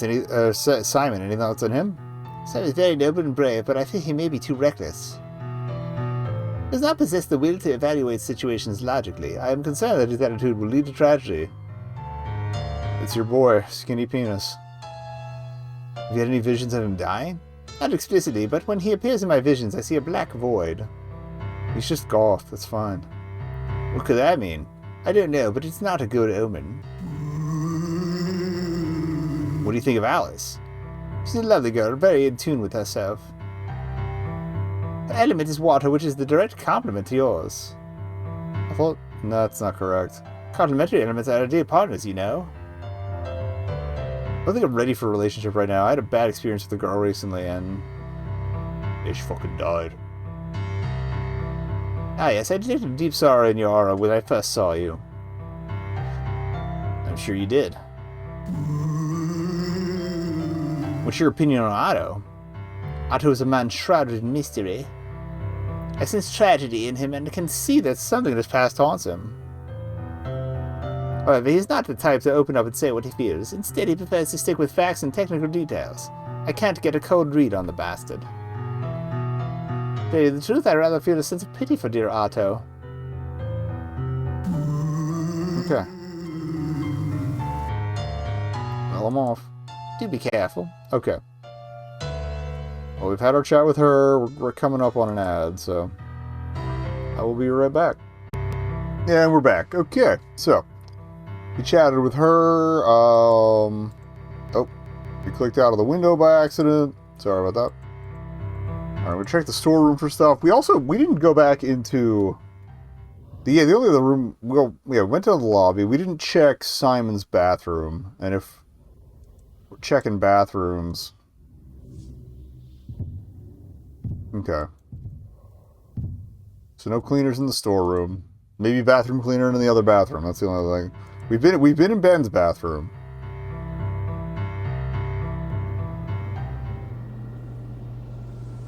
So let's check the other bathroom. So I doubt we're gonna find anything. That or a plunger. Cleaner or a plunger. Something to get rid of that goop. Alright. And he's not here to look at me rifle through his stuff, so... So, would you mind if I took a look around your bathroom? I'd like to see if I find any clues. Whose clues? Sure, man. I guess it'll be fine. Also, yeah, we didn't get a good look at it because he just kind of kicked us out. Simon's shower still covered with blood. Here's part of a cabinet over the sink, you say. Just your standard toilet. If you're desperate for toilet paper, okay. See the shower, you just hesitate to see what comes out of the sink. You really have no interest in getting too close to the blood-soaked shower. Also, so the blood for the seance has to be mine, so... Decide to see if there's anything of interest in Simon's cabinet. Inside you see a jar of industrial-strength toilet cleaner. Figure it may come in handy, you take it with you. Let's go clean an industrial-strength toilet with it. I don't know what... Also, that leaves Earth as Otto's element, which I kind of expected, honestly. It's like talking to a rock. Alright. Toilet stuff. Alright. Toilet mode. Hit it with the bop jar. Look at the bop jar. Jar of toilet cleaner. It says not to inhale the fumes, so you'd best leave the jar closed for now. What if we opened the jar? Alright, you get the toilet top. Okay. Now hit it with the goop. Fill the entire jar of toilet cleaner into the tank, hoping to clear the grime. That seems a little excessive. You could do it a little bit at a time. After what seems like years, the grime finally dissolves. You keep the now empty jar. Okay. That should clear the grime. You have no problem pulling the stopper out. Oh, hey. Who flushed a key? Okay. It's not the one for upstairs, because that was a gold key. Or, well, it was a rusty key, but it was yellow in color. So let's get out of here. Toilet works. Fix your toilet. Fix your toilet, Alice. Oh, thanks, Ben. I really appreciate it. I've been dying for a massive shit. Alright.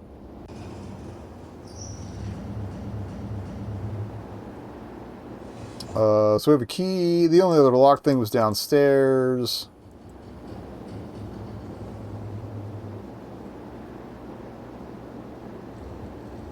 Worth a shot. Tiny damp silver key. It's an empty jar, nothing special about it. Apparently we even took the label off of it. Oh, we did need something to hold the blood, right? That might be where we're going with that. Unscrew the jar's lid, then put it back on. Gee, that was fun. Is there anything there where the key came from? You'd rather not spend much time handling it. The tank is usually, well, I mean, it was a grime. There was grime around the thing from it sitting, but it's usually relatively clean water, my dude. Alright. Here goes nothing. Here goes nothing. Here goes nothing. You bend down and try the key in the trapdoor's lock. At first, you'd think it isn't going to work, but soon the lock clicks open. Alright, let's save before I inevitably die. There's no indication of a ladder or stairs, so... Here goes nothing. Trapdoor is now open. You hold your breath as you descend into the room below. Did you think there was going to be a lack of oxygen? A little light there is in here comes in through that window. Okay. Lone cabinet sits in the dark against the back wall. Ladder provides access to the trapdoor above. Can't reach that window from here. You search the cabinet and find a large wax candle and a book of matches. This was the emergency cabinet for power outages. Okay, well, we've got our fire then. Which might be everything for the sounds.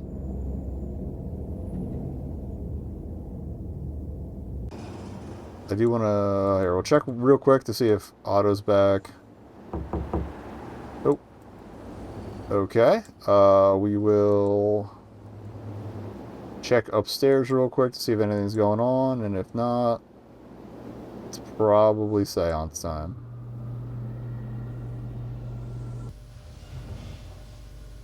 We haven't had any real explanation for the claw marks on the door.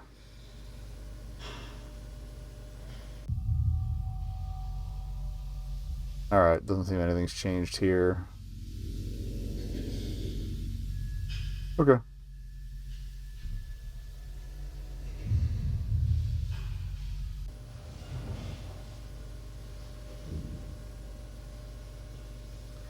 Hope you like staircases.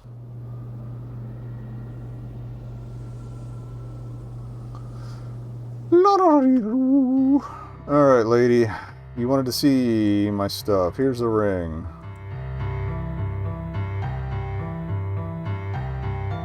Look, Madam Rosenquist, I've got a personal item. It's my ring that was given to my grandfather before he died. So technically it's a grandfather's personal item, but okay. Yes, it worked perfectly. Good job. That's one.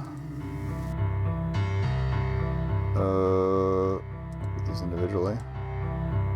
Box of matches. Large wax candle. Shake the box and hear several matches rattling around inside. Feels like wax. Using the matches, you light the candle.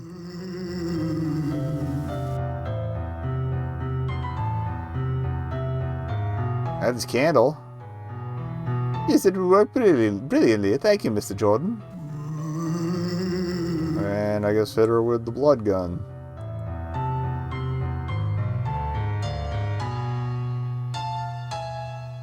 Using the scissors, you cut your index finger and slowly let the blood drip into the empty jar you're carrying. Well, that's handy.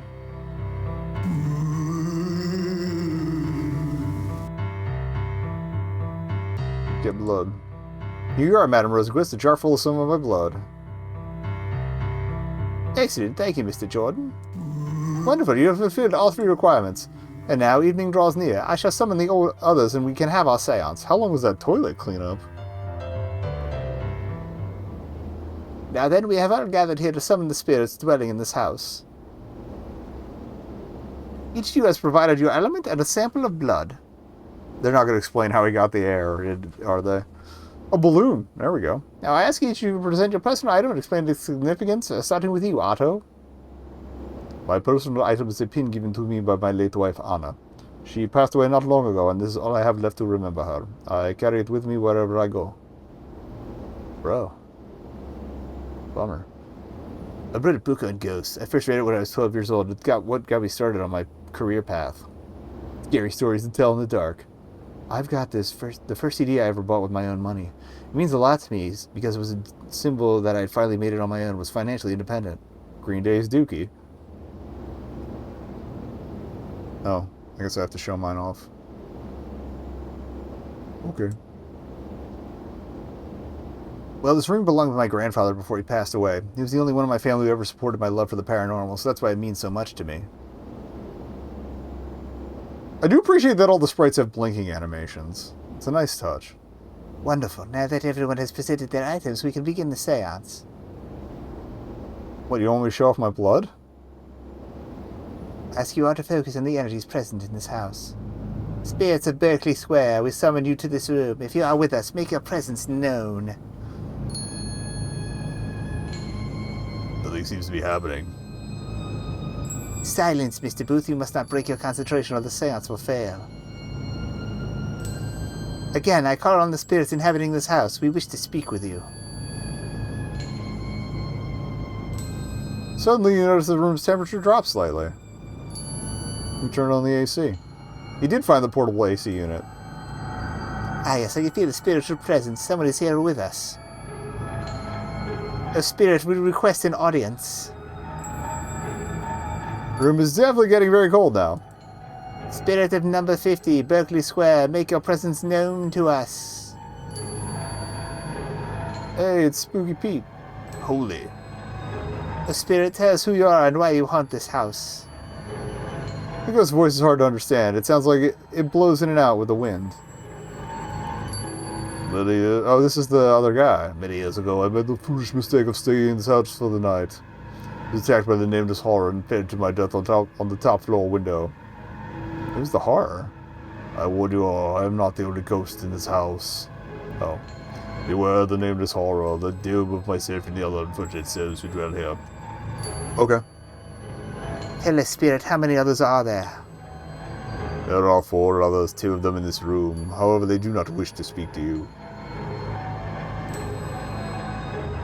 Why the water in my shower turned blood? The horror is not happy with your presence here. We have been avoiding it, but the longer you stay, the angrier it will become. Okay. Beware, save yourselves. Do not end up as I did, for it is a most terrible fate. Yeah, getting impaled on a wrought iron fence sucks. Others and I have done our best to protect you five from the horror, but we are weak against it when it becomes enraged. So why did the horror suddenly become active again after all these years? The horror sometimes lays dormant for years at a time. It has always done so and always will. Also, he fucking hates books. I cannot stay here any longer. I've given you all fair warning. Do not remain here any longer or face the wrath of the horror. Okay. Go in peace, spirit.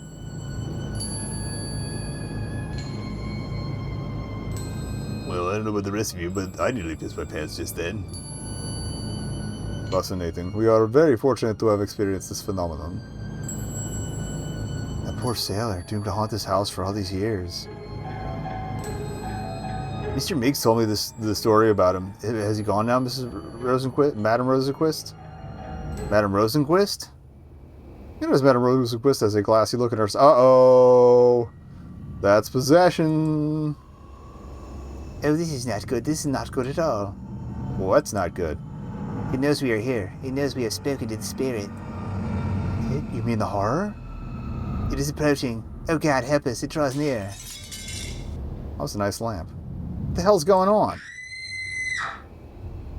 Let's get the hell out of here. Where's Otto? Later that evening. Well, that was something. I sure hope Otto's okay. Or Madam... Well, somebody's okay. How is she? She would be fine. I've moved her to my room, but for now she must rest. Okay. I guess she probably locked her own room so we couldn't get her in there. So where do we go from here? We know there's definitely at least one friendly ghost and one hostile ghost in this house. I've seen Casper. Well, now that we've made the decision, let's move on to the next step, which is ridding the house of the hostile entity. You mean like an exorcism? Well, sort of. We'll be trying to expel the horror, yes, but we won't need priests. Because they think it's silly. Then what do we do it, Mr. Booth? Well, you kind of got me there. I've never done it before. I've only heard tell of more scientific methods of exorcisms. If research is what we need, I am prepared to dedicate my time to the matter. This guy is just autistic coded. He just likes to read shit online. All right then, you find out how you get rid of the horror. I'll see if I can't find some way in this locked room. If you want, I can help you with the research, Otto. Yes, I would appreciate the help. Thank you, Miss Wilkins. I guess I'll figure something out. Okay then, let's get to it.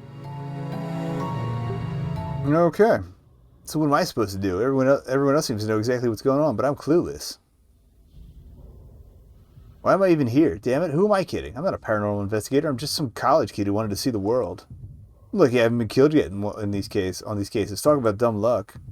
Technically, we have been killed, since I failed the skunk ape thing the first time. Ben Jordan. What? Who said that? If death is what you seek, I will be happy to provide. I'm going to fuck up your shit. You fucking wiener. Oh. Oh! We got nipples. Male presenting pixelated nipples. Casey's really starting to get to me. You quickly get dressed and prepare to take care of the most important business of the morning. Open. Yeah, buddy! I called it. Oh. That's new. Bathtub's been cleaned. Can I use it again? Alright. Looks like someone left you a little note. Can we wash our hands first? Yes. I'll touch that, it's evidence. Okay.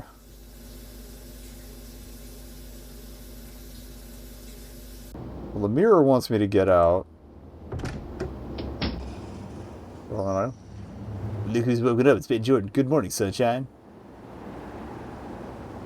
Are you okay, Simon? You seem a bit upset. Me upset? No, not at all. I'm just a bit confused at the fact that this bloody door here seems to have shown up out of nowhere. Oh, yeah, there's a new door.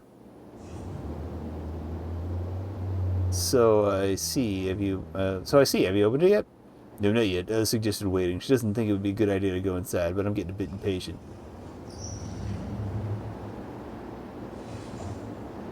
Well, it wouldn't be a good idea to do anything rash. He's gonna go in. Rash? Let me ask you something. Have you been downstairs today, Ben? No, I just got up a couple minutes ago. Why? Well, I'll do you a favor and let you know. The front door is locked. Great. Locked. Yes, locked, as in we're trapped here like bloody rats with some psychopath ghost who's getting his jollies by fucking with our minds. Calm down, Simon. Last thing we need is one of us to lose our head. Oh yeah, great choice of words there, Ben.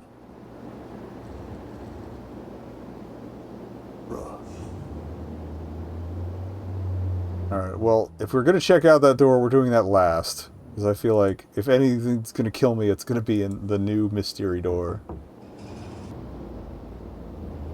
Alright. Doing alright?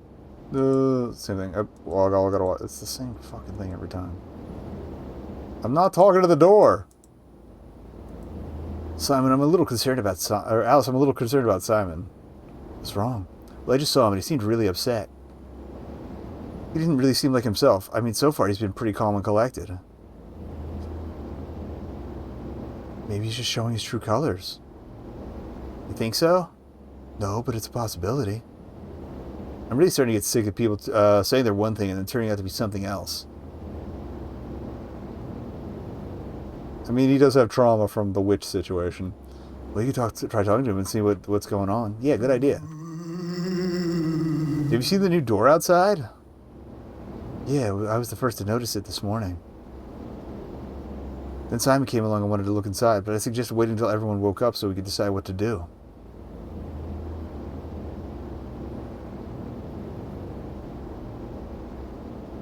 Have you heard anything about Madame Tilly? No, I haven't checked on her today. As far as I know, she's sleeping in Otto's room. I hope she's okay. That seance really seemed to take a lot out of her. You haven't by chance gotten any strange messages on your bathroom mirror, have you? No, why do you ask? I woke up this morning and found the words "Get Out" written on my mirror in a red substance.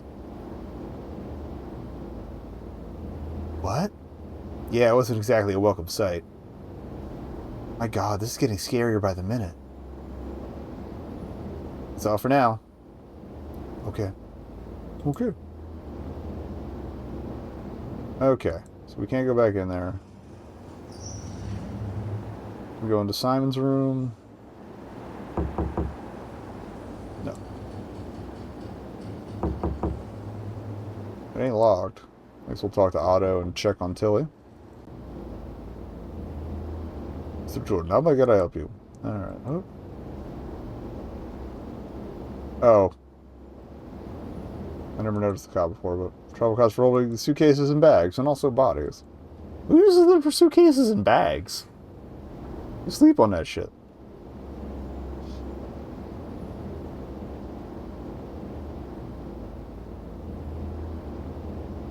Okay. Same as before. Yeah, can we talk? Alright, how's your research? How's the research going? Quite well. So far I have managed to get a lead on the technique Simon referred to last night. It should be only a matter of time before I find something concrete. We have the tip from the start, so from the guides. That's great news. Is Madame Tilly alright? As you can see, she's been sleeping for over 18 hours now. Seance did not agree with her at all. However, I do not think it did any damage to her mind. She will hopefully be up and walking again soon. You see the door in the hall? Which one? One that didn't used to be there? No, I'm afraid I haven't left my room today. You say a new door has just appeared? Yep, between mine and Simon's room. Very curious. This morning I found the words "Get Out" written on my bathroom mirror. Did you see who or what wrote it? No, I didn't. It was just there. He's not mentioned the dream to anybody, though. Very strange. Not only that, but the front door is locked. I get the unpleasant feeling that this homeless horror is going to express its displeasure at our being here more frequently. However, if the Horror wants us to get out, why would it lock our only means of escape? I think the message on my mirror may have been written by one of the friendly spirits. It is a possibility.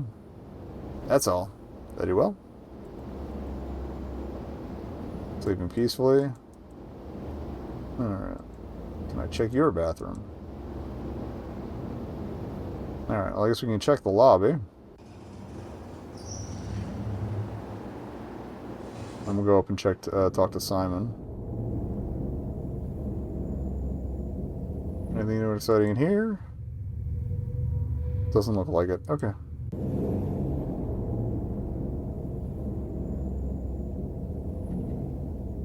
Door's definitely locked. Okay.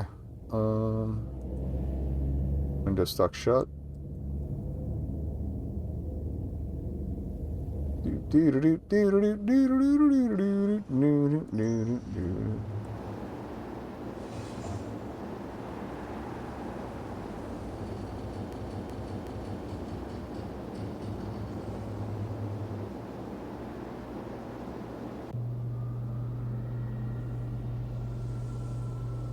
Anybody in here?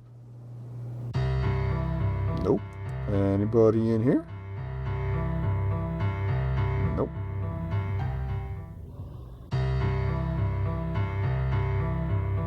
Oh, we probably went back up to the horror room. Since we're still trying to figure out how to get in there.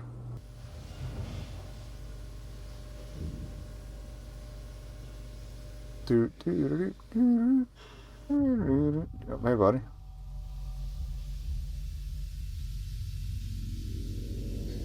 Seems to be an okay guy. Simon? Yes, what it, yeah, what is it? Why did you go Southern Drawl that time? I'm sorry. About that door that just appeared. What about it? What do you think? I think it's just the doing of whatever haunts this house. I also think it's pretty damn scary. I'm vaguely Baltic with that, alright.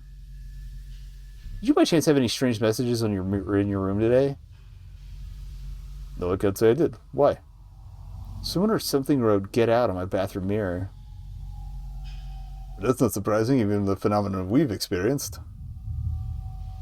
At least you didn't get a bloody shower.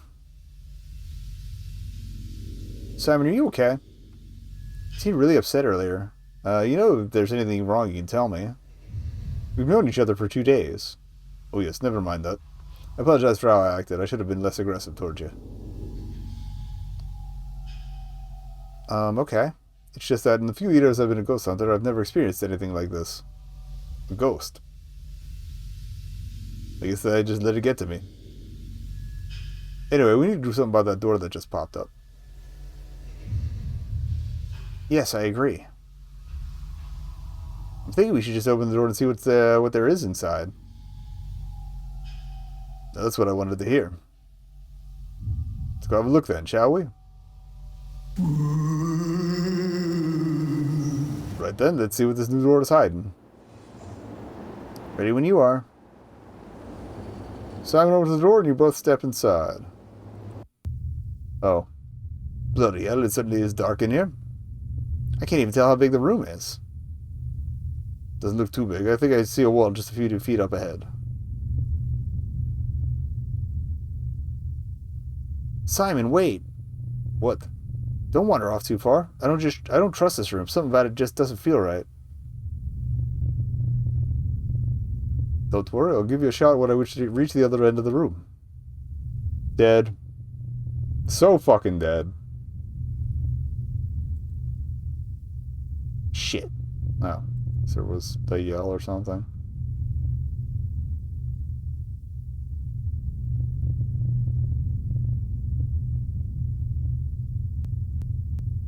Let me save before we proceed. Okay, you don't want to leave Simon alone in here. Do we still have the candle? No. Can't just light a match.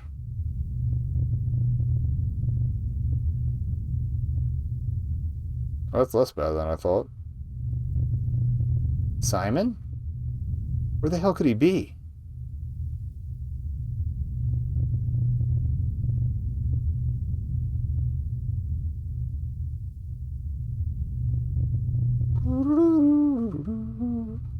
Oh, this was the room with no windows or doors, wasn't it?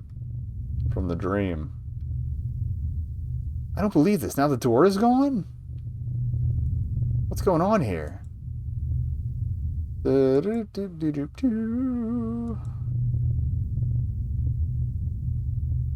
now there is a door. That door wasn't here before, was it? Found it in his room, you were taken aback by its size. My God, this room's bigger than the entire house. How's that even possible? This is where the House of Leaves nod comes in.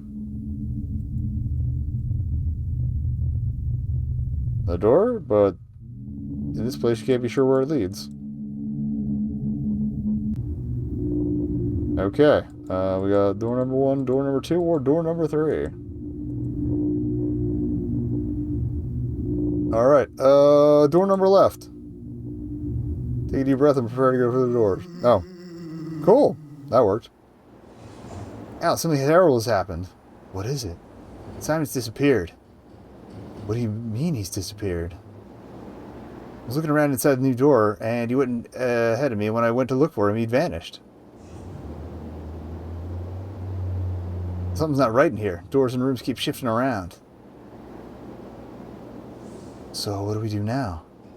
Let's go tell Otto about the situation. Okay, good plan. So he just vanished into thin air?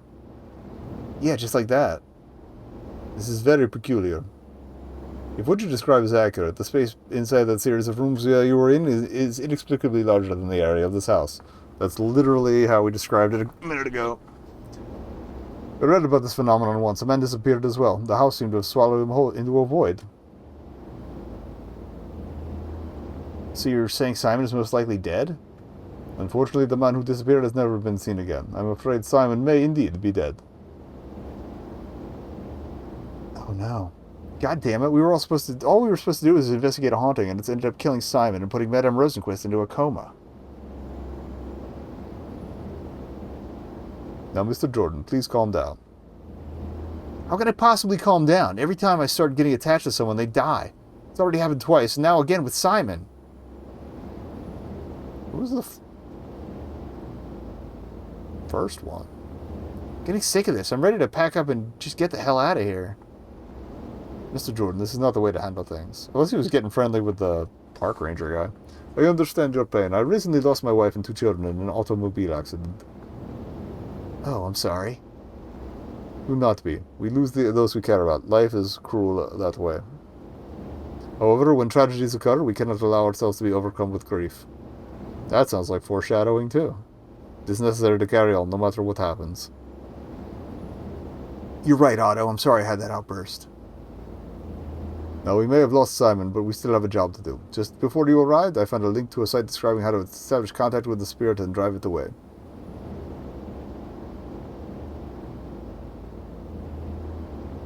Okay, what do we have to do? First, we need to gather at the point where the spiritual activity is most strong. Horror room. Room at the top floor? Precisely. Okay, then what? We must somehow get the spirit's attention, then channel its energies to create a portal to send it to the spirit netherworld. That's the keep it from going into somebody else mentioned in the handbook from earlier. Whoa, this sounds pretty complicated. Don't worry about it, Mr. Jordan. This is my field. However, I will need Alice's training as a parapsychologist to assist me. Of course, Otto. Anything I can do, let me know. Miss Wilkins, you and I must prepare everything for the summoning and driving away of the spirit. Mr. Jordan, I am putting you in charge of finding a way into the room. Okay. Alright, I'll see what I can do. Very good. Miss Wilkins and I will be here. Let us know when you have found a way into the room. Fair enough. Good luck, guys. And to you as well. See you soon, Ben.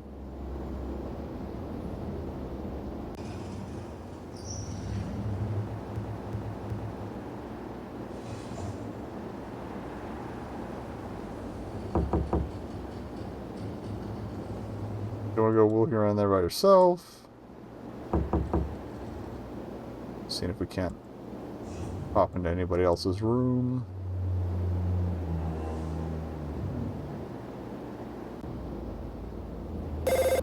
Oh, hello? Mr. Jordan, it's Percival Jones. I've done the research you requested. Oh, yeah, we asked him to look some shit up. Oh, yeah, that's great. What'd you find out? We found out that Windows is jumping me out of this for some reason. Okay. Well, most of what I discovered was pretty well-known information, which I'm sure you're already aware of. However, there's one particular piece of information you may be interested in. I'm listening. It seems that several years ago, some of the windows in the house were painted over to prevent people on the street from seeing inside. That's why they're covered in shit. Oh, I thought it was just grime. It's more than that, just that, however. In certain rooms, windows that aren't really windows at all. Let's just say the paints are just facades. Okay. So fuck with the windows, is what you're telling me. So what are they really? That's the interesting part. They're just pieces of cardboard. What? Cardboard? That's ridiculous. How does it keep the rain out? I hardly believed it myself, but apparently it's only the windows that don't get much rain. I don't know if this will benefit you in any way, but I thought you ought to know. That is such a weird twist to add, but okay.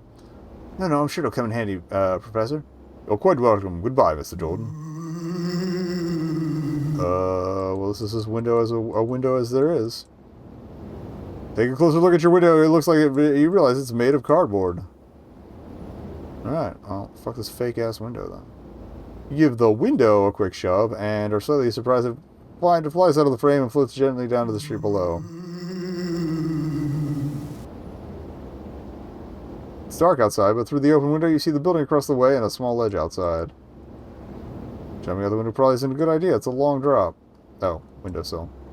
I must be crazy for doing this. Take a deep breath and then climb up the windowsill and out onto the ledge. Well, let's try not to die.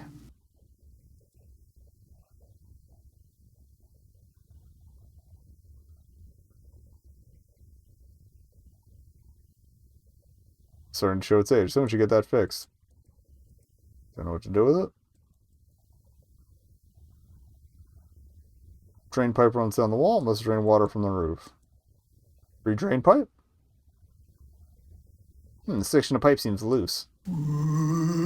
I feel like maybe they should have had me notice that when we first looked at it to actually give me an implication to, actually yank it, but whatever. It's a piece of drain pipe. Pipe feels sturdy. Okay. Can I hit the crack with it? Crack pipe? Doesn't seem to work. Okay, let's go back inside. Back through the window into your room. Okay, well, we've got a lead pipe now. If we do have to exercise somebody the blunt force trauma way, I guess we have a device to do so. Again, per the Paranormal Investigator's handbook earlier. Okay.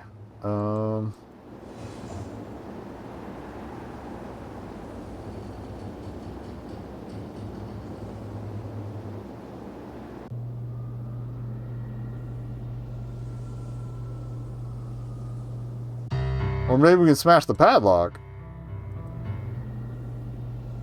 Ah! Or check some other windows.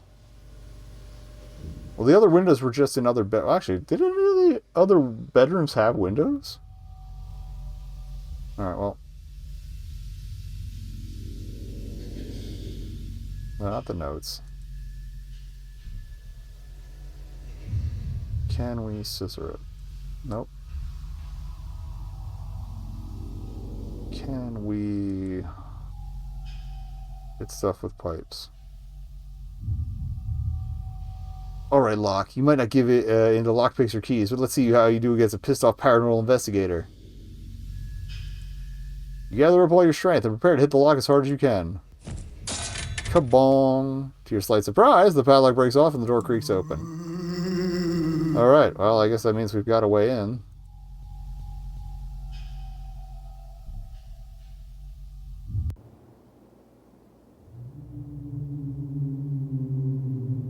Some odd marks on the wall. They look like scratch marks with dark red substance on them. Look at the window. You shudder to think that a man jumped out of it only to be impaled on the spikes below. Rather not get the window if you can avoid it. Running your fingers across the marsh, you realize they were made by human fingers.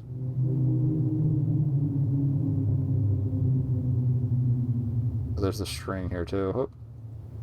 It's a rope which you just connected to the bell outside. Give the rope a few quick tugs. It's a loud-ass bell.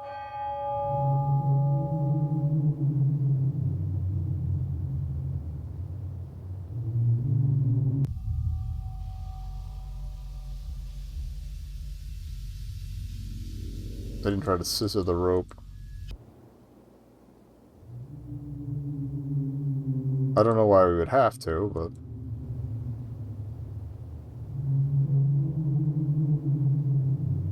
Okay.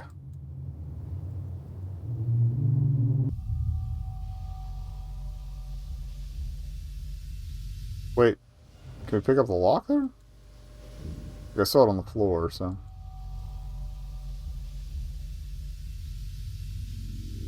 Not the door, the padlock. I guess not. Okay.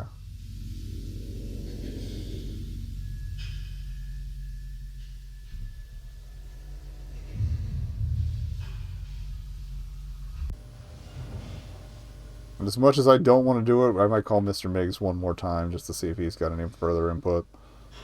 Like, kind of like how he missed delivering the bowl before. Alright. Let me get the number ready. Alrighty. 74284800.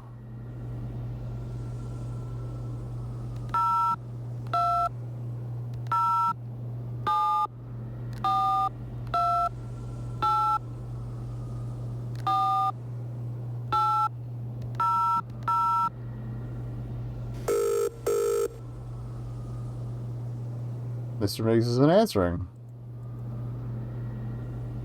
Dead. Okay, well, we've got to wait into the room, so...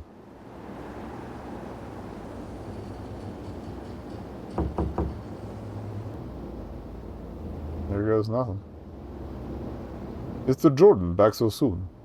Hey, Ben. Safe here in case there's anything else we were supposed to do.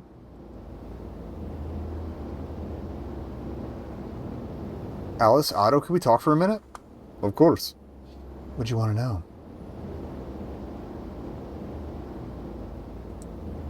Exactly how are we going to get the ghost out of the house? It's more than just getting it out of the house. We will be sending it to another dimension. Another dimension. Another dimension. Another dimension. Oh, right. According to what we've been reading, opening up a portal to the so-called dimension of death is just a matter of turning the spirit's energies against it. Similar vibes to how the Blackwell crossing over worked. Well, not the turning energies against, but... Me just yelling at it, go into the light? Something like that, only not as diplomatic. Sure, if this works. It must.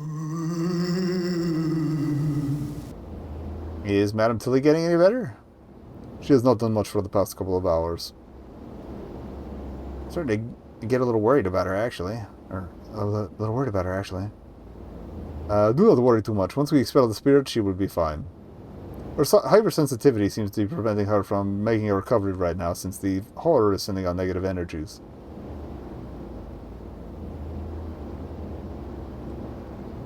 Can't help but feel somehow responsible for what happened to Simon. Watch him reappear in one of the later games.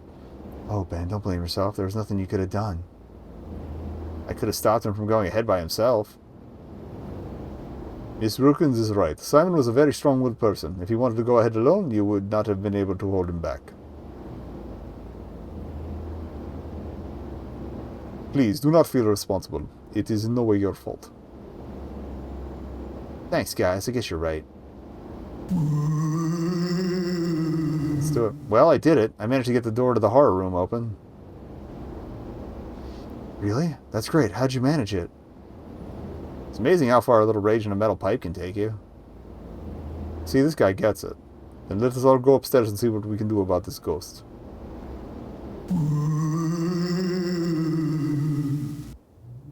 It feels strange in here, almost like the air was charged with electricity.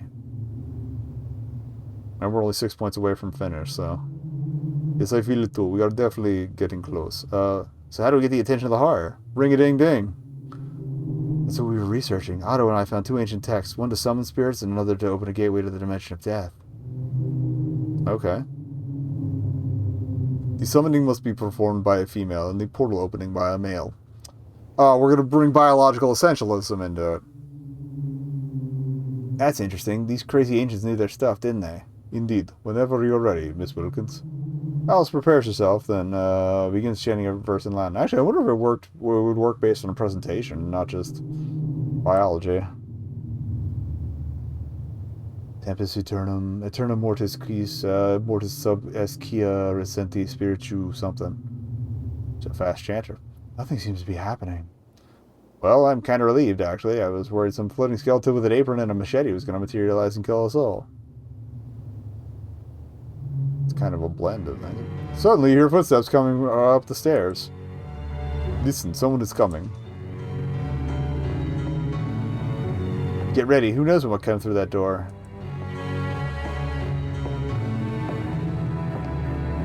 Can't use the menu right now, anyway.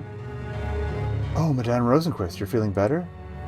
Alice, I don't know about you, but right now the last word I'd use to describe her is better. Silence, mortals. I want you to... But still you insisted on staying in my house. Oh, there's the emanation from the mouth, too. Okay, she's definitely possessed. Now that I possess the body of this human, I can destroy you all, what I should have done... As I should have done when you first arrived. Otto, quick, open the portal. Who is Paradise? Silence. Keep it up, Otto. I can handle this. Semper Priam. Out of my way, mortal. Oh! Septin Mortis Obsesti. Okay, portal's open. You may have opened the portal, but we shall see how long it lasts after I've killed you. Oh, we needed the portal to be open before we could do anything. Hit her with the bop gun. Try to hit the pipe to hit Madame Tilly with it, but you can't move your arms. I wouldn't try that if I were you. Oh, maybe the bell?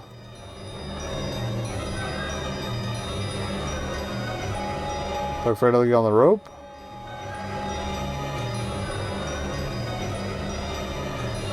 On my ears, that cursed bell. Alright, now whack her with it, I'm guessing.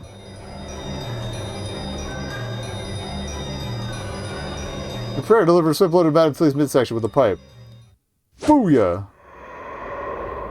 Get biffed, old lady. Sometimes you just have to hit the elderly with a pipe. Mr. Jordan, you did it. You sent the horror through the portal.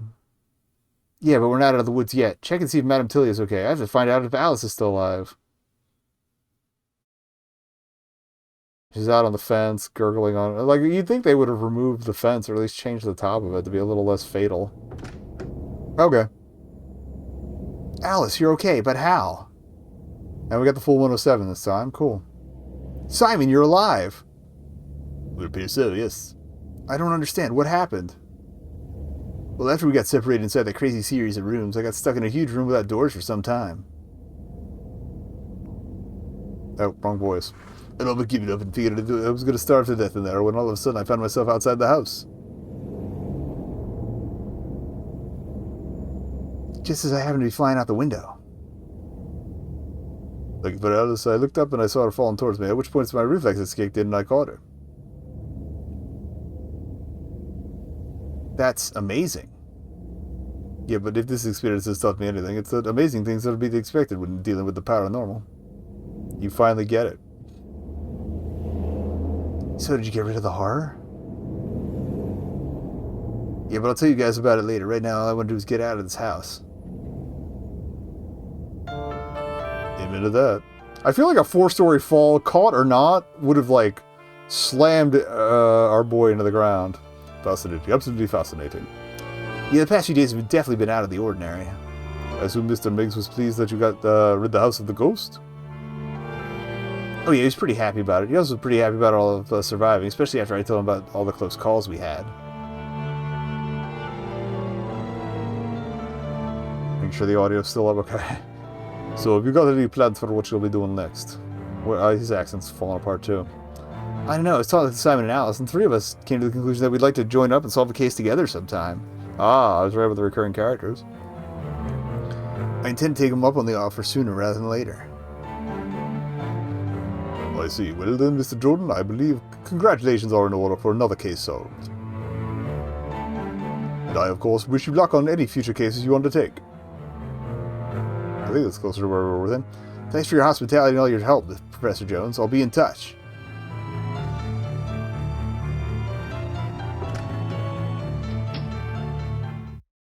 That's certainly right, Jordan. That's right, Mr. Jordan. You certainly will be. Oh. Is he in on whatever this conspiracy that the endings has been? Because we still haven't seen... Like, the guy in robes might have been the vampire guy from the last game. The guy in robes at the end of the first game. But we haven't seen the larger fellow that checked in with him. Alright. That's 4 in the bag. I think we can do it. Well, what time is it, actually? Oh, well, yeah, we can get another one in.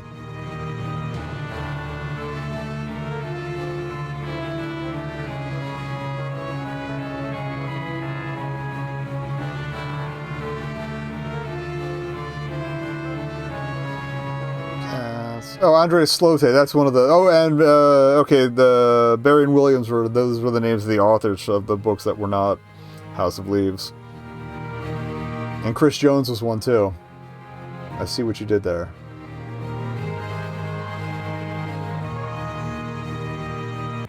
Thank you for playing off-center. Okay. Quick break. We're like 10 minutes ahead of ads, so I might as well just run it now, and then we will come back for case number 5. It'll also let me check to make sure case 5 is loading. Like, we had that little issue last week where I had to recapture a couple things. Okay. Oh, yeah, good time to stretch. Grab a snacky.